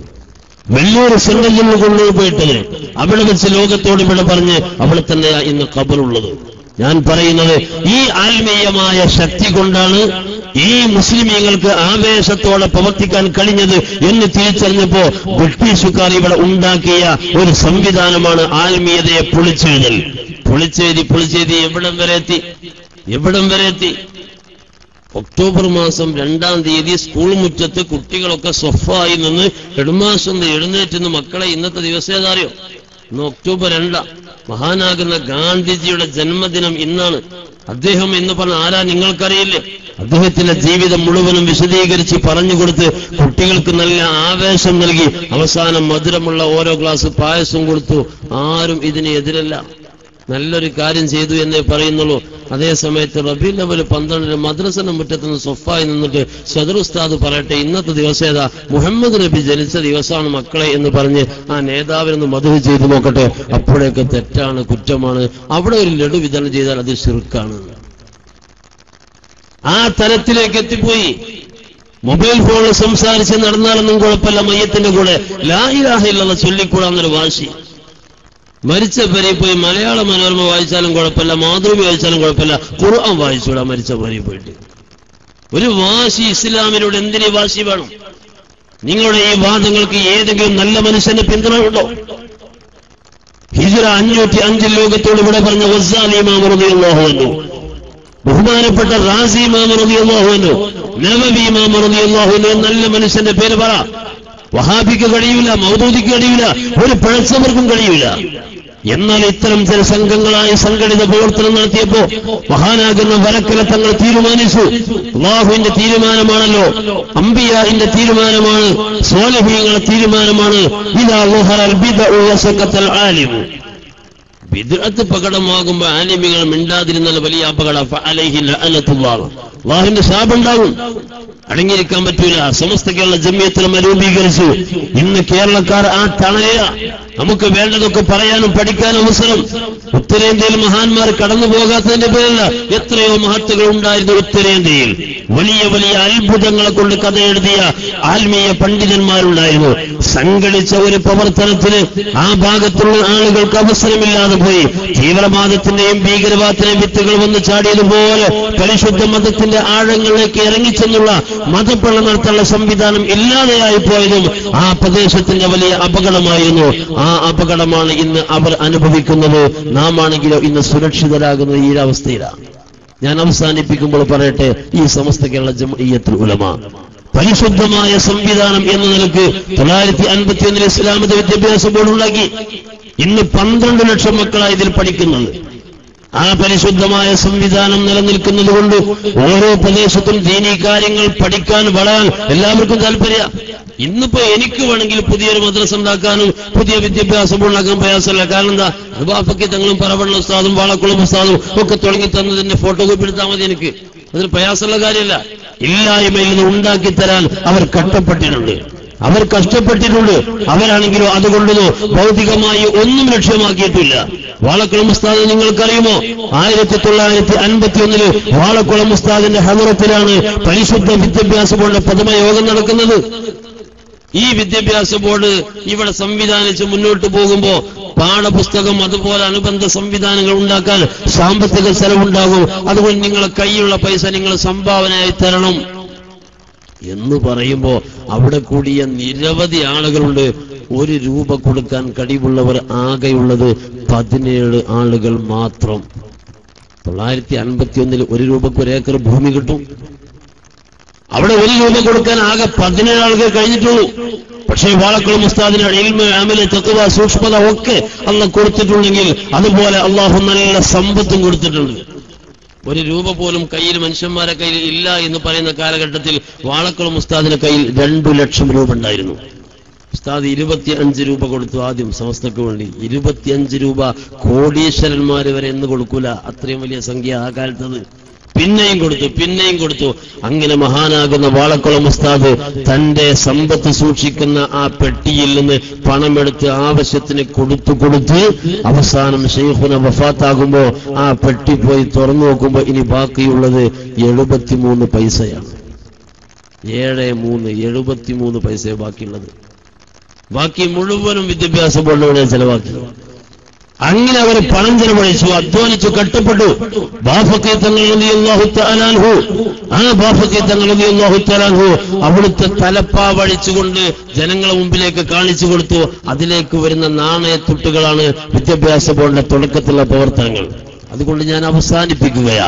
എന്റെ പ്രിയപ്പെട്ട സഹോദരന്മാർ ശ്രദ്ധിക്കുക, ഈ സമസ്ത കേരള ജംഇയ്യത്തുൽ ഉലമ എന്ന് പറയുന്ന ആ ഒരു പരിശുദ്ധമായ സംവിധാനത്തെ ഇവിടെ നിലനിർത്താൻ വേണ്ടി മഹാരഥന്മാരാകുന്ന ഉലമാക്കൾ, നേതാക്കന്മാർ കഷ്ടപ്പെട്ടത് ഒരാളും മറന്നു പോവാൻ പാടില്ല. ആ സംവിധാനത്തെയാണ് ഇവിടെ സ്വീകരിക്കേണ്ടത്. മഹാനാകുന്ന കണ്ണിയത്ത് ഉസ്താദ്, ശംസുൽ ഉലമ ഈ തുടങ്ങിയ മഹാരഥന്മാരാകുന്ന ആളുകള്, ആ ബഹുമാനപ്പെട്ട പരിശുദ്ധമായ ദീനിന്റെ നേതാക്കളൊക്കെ വളരെ ത്യാഗത്തോടെ സമസ്ത കേരള ജംഇയ്യത്തുൽ ഉലമയെ നയിച്ചിട്ടുണ്ടെങ്കിൽ ആ സംവിധാനത്തിന്റെ പിന്നിൽ ഈമാനോടെ നിൽക്കാൻ കഴിയണം. നേരത്തെ ഇവരൊക്കെ സൂചിപ്പിച്ചല്ലോ, ഇവിടെ ഭൗതികമായ താല്പര്യം ഉള്ളവർ ആരെങ്കിലും ഉണ്ടെങ്കിൽ അവർ ആ താല്പര്യം ഒഴിവാക്കുക, അല്ലെങ്കിൽ സമസ്ത കേരള ജംഇയ്യത്തുൽ ഉലമയുടെ കീഴിൽ ആവാതിരിക്കുക. അത്രയേ ഉള്ളൂ. ഇവിടെ എത്ര ആൾക്കാർ വേണം എന്ന് നിർബന്ധമൊന്നുമില്ല. പക്ഷേ ആഖിറത്തിൽ രക്ഷപ്പെടണം എന്നുണ്ടെങ്കിൽ അത് സമസ്ത കേരള ജംഇയ്യത്തുൽ ഉലമയുടെ ഒരു തണലാണ്. നമ്മുടെ സ്വാലിഹീങ്ങളൊക്കെ ഇഷ്ടപ്പെട്ടത്. അല്ലാത്തൊരു സംവിധാനം വേണമെന്ന് ആരും പറഞ്ഞിട്ടില്ല. സ്വാലിഹീങ്ങളെ തള്ളിപ്പറയുന്ന രീതിയാണ് നബീനവാദികൾ, ബിദഈ കക്ഷികൾ, പുത്തൽവാദികൾ മുഴുവനും കൊണ്ടുവന്നത്. സ്വാലിഹീങ്ങളെ തള്ളിപ്പറയാം. അത് മുഅ്മിനീങ്ങളെ ഒരു കാലത്തും ഉണ്ടാവാൻ പാടില്ല. അതിനുവേണ്ടി ഞാൻ ഇവിടെ വെച്ച് സൂചിപ്പിക്കുന്നു, മഹാനാകുന്ന റഈസുൽ മുഹഖ്ഖിഖീൻ കണ്ണിയത്ത് ഉസ്താദിനെ ചെറുപ്പക്കാരാകുന്ന എന്റെ കുട്ടികൾക്ക് വേണ്ടി, എന്റെ പ്രിയപ്പെട്ട അനുജന്മാർക്ക് വേണ്ടി 1926 സമസ്ത രൂപീകരിക്കുന്ന ആ സമയം മുതൽ സമസ്തയുടെ അമരത്തുള്ളവരാ കണ്ണിയത്ത് ഉസ്താദ്. ആ കണ്ണിയത്ത് ഉസ്താദ് എന്നാ വഫാത്താകുന്ന അറിയോ? 93 സെപ്റ്റംബർ മാസം 19. 93 വഫാത്താകുന്നത് വരെ മഹാനാകുന്ന കണ്ണിയത്ത് ഉസ്താദ് സമസ്തയുടെ അമരത്താണ്. കൃത്യമായി പറഞ്ഞാൽ 67 മുതൽ പ്രസിഡന്റ് പദവിയില, 1/4 നൂറ്റാണ്ട് പ്രസിഡന്റ് പദവിയില. ഇനി നിങ്ങളെ സംഘടനയും നിങ്ങളെ പാർട്ടിയും നിങ്ങളെ ഗ്രൂപ്പും നിങ്ങളെ സ്വഭാവവും ചിന്തയൊക്കെ നിങ്ങൾക്ക് വിട്ടെന്നു ശരിയാക്കല് റബ്ബിന്റെ വഴിയിലേക്ക് നീങ്ങാൻ ഇഷ്ടപ്പെടുന്നവർ ശരിയാക്കി കൊണ്ടുപോകാന്നേ ഉള്ളൂ. പക്ഷെ ഒരു കാര്യം നിങ്ങൾ ആലോചിക്ക്, കണ്ണിയത്ത് ഉസ്താദിന് എവിടെയെങ്കിലും ഒരു പിഴവ് സംഭവിച്ചിരുന്നോ ഇല്ലേന്ന്? ഒരു കറാഹത്തെങ്കിലും ചെയ്തിട്ടുണ്ടോ ഇല്ലേന്ന്? ഉസ്താദിന്റെ വീട്ടിലേക്ക് കാണാൻ വേണ്ടി വരുന്ന സമയത്ത് ബഹുമാനപ്പെട്ട ഉസ്താദിന് എന്തെങ്കിലും ഒരു ഹദിയയായിട്ട് കൊണ്ടുവരാ എന്ന നിലക്ക് കുറച്ച് ബിസ്ക്കറ്റുമായിട്ട് ഒരാൾ വരുന്നത്. കുറച്ച് ബിസ്ക്കറ്റ് വേണ്ടി. ഇതെന്താണ്? ബിസ്ക്കറ്റാണ്. ഇതെന്തിനാണ്? അത് കുട്ടികൾക്ക് കൊടുക്കാറ്. ഉസ്താദ് അത് വാങ്ങി വെച്ചു. എന്നിട്ട് ഉസ്താദ് പറഞ്ഞു പോയതിനു ശേഷം വീട്ടുകാരോട്, ഇത് കുട്ടികൾക്ക് മാത്രമേ കൊടുക്കാൻ പറ്റൂ, വേറെ ഒറ്റ കുട്ടി എടുക്കാൻ പാടില്ല, നമുക്കത് പൊരുത്തള്ളതല്ല കേട്ടോ. കൊണ്ടുവന്ന ആള് കുട്ടികൾക്കാന്ന് പറഞ്ഞു എന്നൊരൊറ്റ കാരണം. ജീവിതം മുഴുക്ക അങ്ങനെയാണ്. സൂക്ഷ്മതയുടെ അപ്പുറത്തേക്ക് അവർ പോവുകയില്ല. ആ 93 കൊല്ലത്തിനിടയിൽ തന്നില്ല. ആ ഒരു പണ്ഡിത നേതൃത്വം ഇവിടെ ജീവിച്ചിരിപ്പുള്ള സമയത്ത് ഈ നേതൃത്വത്തെ വേണ്ട എന്ന് പറയുന്നത് സംഘടനാപരമായി ശരിയാണോ തെറ്റാണോ ഞാൻ പറയുന്നില്ല, അത് നിങ്ങൾ തീരുമാനിച്ചോ. മതപരമായി ശരിയാണോ തെറ്റാണോ? മതപരമായി ശരിയാണോ തെറ്റാണോ? ആ നേതൃത്വത്തിന് പിഴച്ചു എന്ന് പറയുന്നത് അള്ളാഹു, അമ്പിയാക്കൾ, ഔലിയാക്കൾ, മലായിക്കത്ത്, സ്വാലിഹീങ്ങൾ ആരെങ്കിലും ഇഷ്ടപ്പെടുമോ? ശംസുൽ ഉലമാഇ ഖദ്ദസല്ലാഹു സിർറഹുൽ അസീസ് 96 ആഗസ്റ്റ് മാസം 18 വിട പറഞ്ഞ ആരിഫീങ്ങൾപ്പെട്ട നേതാവാണല്ലോ. എല്ലാവർക്കും ശൈഖുനായ അറിയാലോ. ശൈഖുന പകർന്ന ആർജവന്തനയ ഇന്ന് എല്ലാവർക്കും പറയാനുള്ളൂ. അപ്പുറത്തേക്ക് ആർക്കും പറയാൻ കഴിയുന്നില്ല. ഇന്ന് കേരളത്തിൽ ജീവിച്ചിരിപ്പുള്ള ഏതെങ്കിലും ഒരു ആലിമിനെ പിടിക്കും. ഏത് ആലിമിനെ പിടിച്ചിട്ട് നിങ്ങൾ ഉസ്താദ് ആരാ ചോദിക്കും. അവരെ ഉസ്താദാര ആ പരമ്പര 2 3 എണ്ണുമ്പോ ശംസുൽ ഉലമയിൽ എത്തിച്ചേരാതിരിക്കൂല. അങ്ങനത്തെ ഏറ്റവും ശ്രദ്ധേയമായ ഉസ്താദുൽ അസാത്തീദ് എന്ന ദർജയിൽ കിടക്കുന്ന ആലിമുൽ ആലം ശംസുൽ ഉലമ കെ ഉസ്താദ് റളിയല്ലാഹു അൻഹു. കറാമത്തുകൾ ധാരാളം, സമയക്കളോട് ഞാൻ പറയുന്നില്ല, ഒരുപാട് കറാമത്തുകൾ. മഹാനാകുന്ന ശൈഖുന ഒരിക്കൽ മുത്തുപേട്ട ദാവൂദുൽ ഹക്കീം റളിയല്ലാഹു അൻഹുവിനെ സിയാറത്ത് ചെയ്യാൻ വേണ്ടി ഇടക്കിടക്ക് പോവാറുണ്ട്.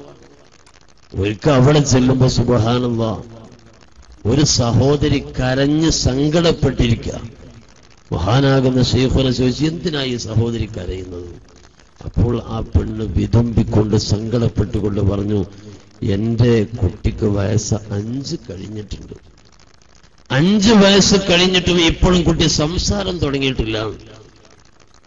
സംഗതി അത് ആലോചിച്ചാലും നമുക്ക് ശരിക്കത് ബോധ്യാവൂല.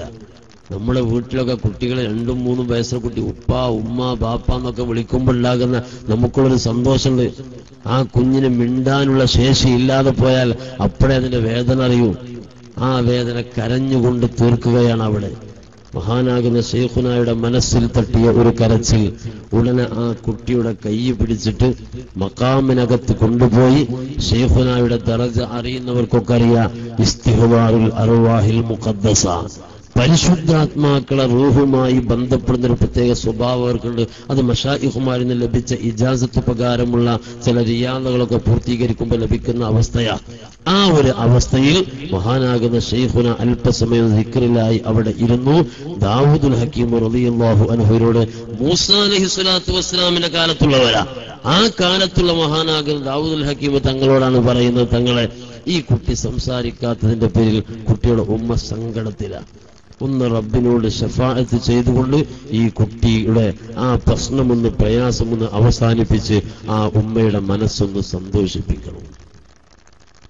അല്പസമയം ശൈഖുന ആ മേൽമുണ്ട് മുകളിൽ തന്നെ തലയിൽ തന്നെ വെച്ചിട്ട് അവിടെ അല്പസമയം ഇരുന്നു. ഖബറിനകത്ത് നിന്ന് എന്തോ ഒരു വിവരം കിട്ടിയതുപോലെ ശൈഖുന എഴുന്നേൽക്കുന്നു. പുറത്തേക്ക് വന്നിട്ട് കരഞ്ഞു കലങ്ങിയ കണ്ണുമായിരിക്കുന്ന ഉമ്മയുടെ സമീപത്തെത്തിയിട്ട് ഈ കുട്ടിയോട് പറയാ, ഉമ്മയെ ഉമ്മ എന്ന് വിളിക്കണം.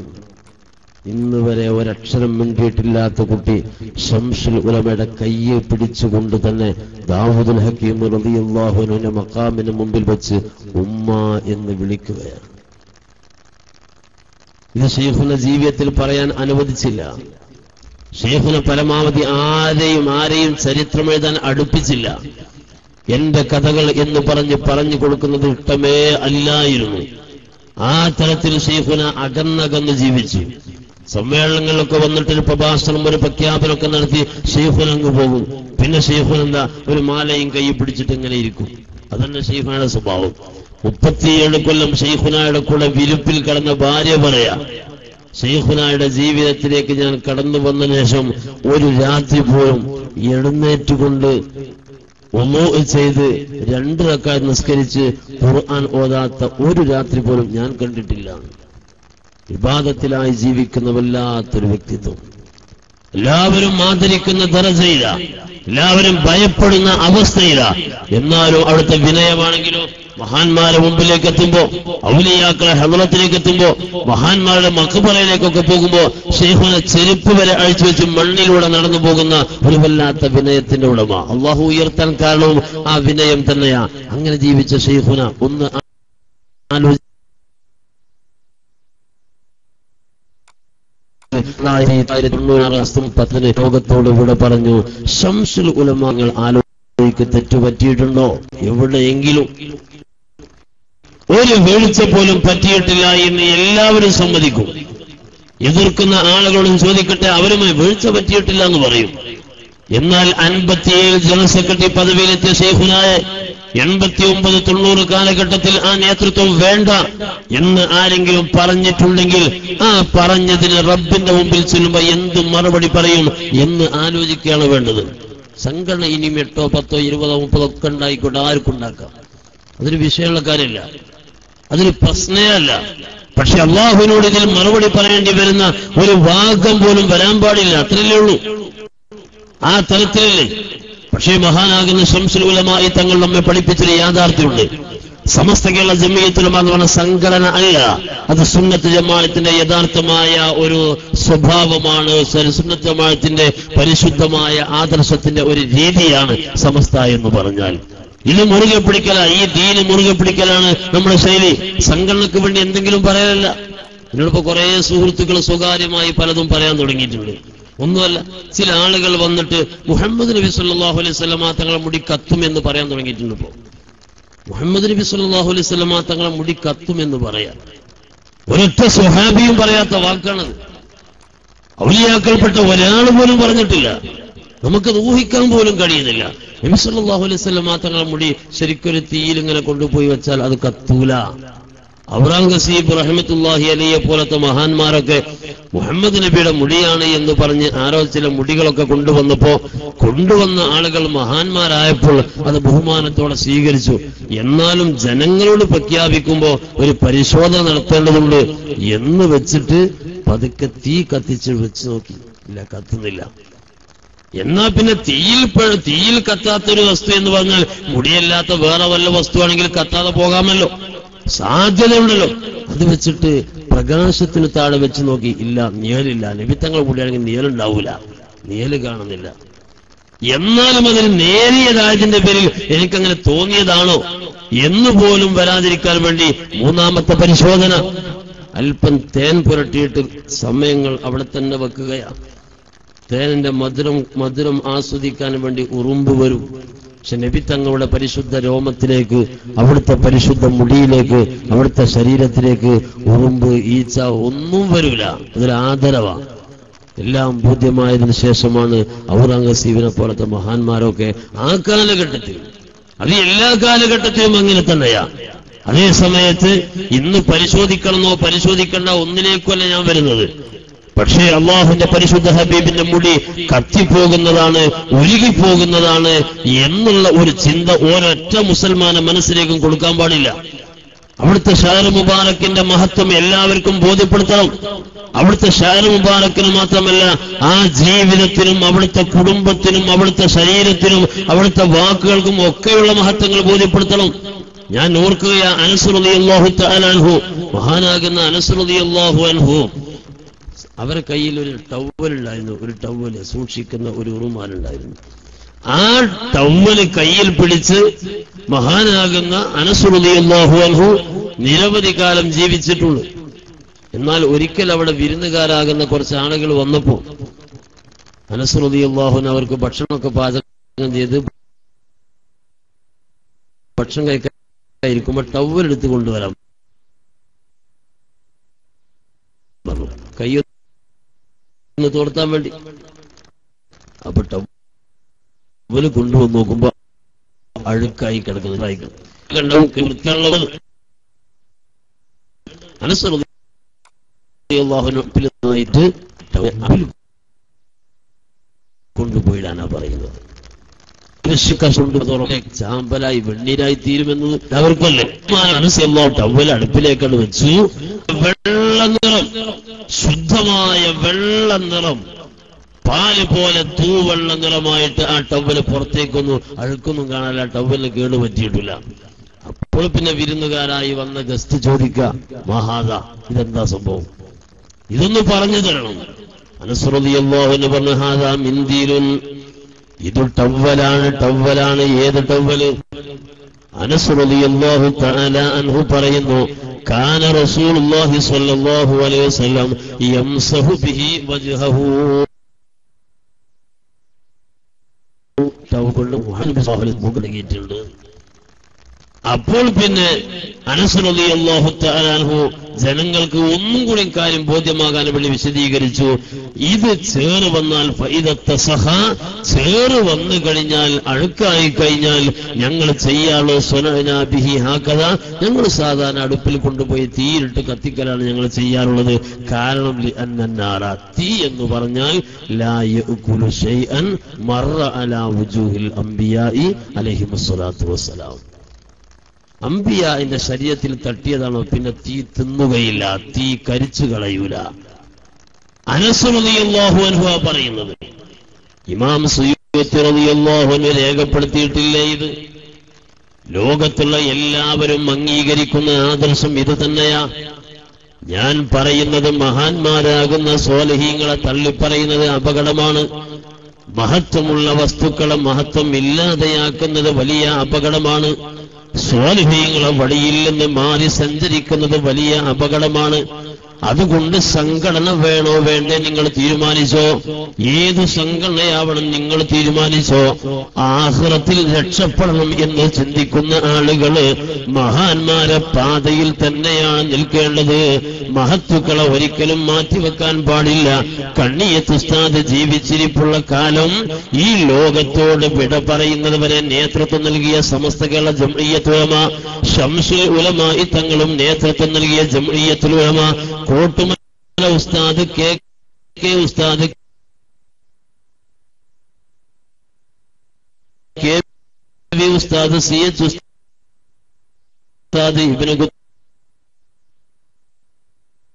ഖുത്ബി ഉസ്താദ്, കൊയ്യോട് ഉസ്താദ് റളിയല്ലാഹു അൻഹു തൗഫീഖ് നൽകുമാറാവട്ടെ. സത്യസാക്ഷികളാവുക എന്ന പ്രമേയത്തിലൂടെ സമസ്ത കേരള ജംഇയ്യത്തുൽ ഉലമ ആഗ്രഹിക്കുന്നതും സമസ്ത കേരള ജംഇയ്യത്തുൽ ആളകൾക്ക് രക്ഷപ്പെടണം എന്നുണ്ട്. അത് ഉലമക്ക് പഴച്ചു എന്ന് പറഞ്ഞാൽ ശിഹാബ് തങ്ങളെ തെറ്റ് ചെയ്ത ആളാണ് എന്ന് പറഞ്ഞാല് അത് കേരളീയ മുസ്ലിം ഉമ്മത്തിന് സമ്മതിക്കാൻ കഴിയൂല. കാരണം അവരെ ജീവിതം കണ്ടവരാണ് നാമൊക്കെ, അവരെ ജീവിതം അനുഭവിച്ചവരാണ് കേരളക്കാര്. അവർ റബ്ബിന്റെ പ്രീതിക്ക് വേണ്ടി ജീവിച്ചു, ഭൗതിക താല്പര്യങ്ങൾ ഇല്ലാതെ ജീവിച്ചവരാണ്.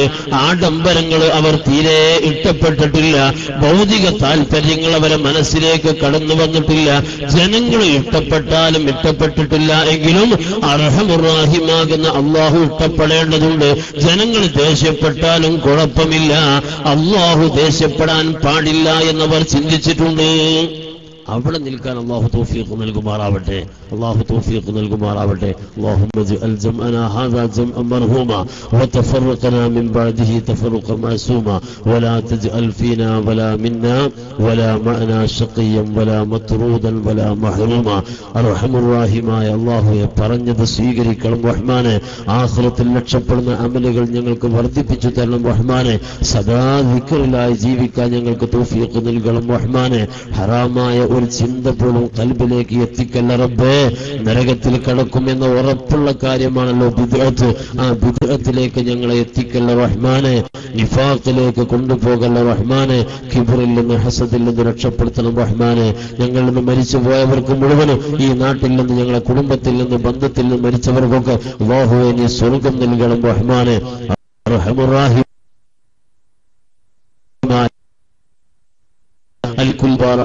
ജീവങ്ങൾക്കും ബന്ധുക്കൾക്കും ഈ ഇഖ്ലാസും ദീർഘായുസ്സനിന്റെ തോഅത്തിലായി നൽകണം റഹ്മാനെ.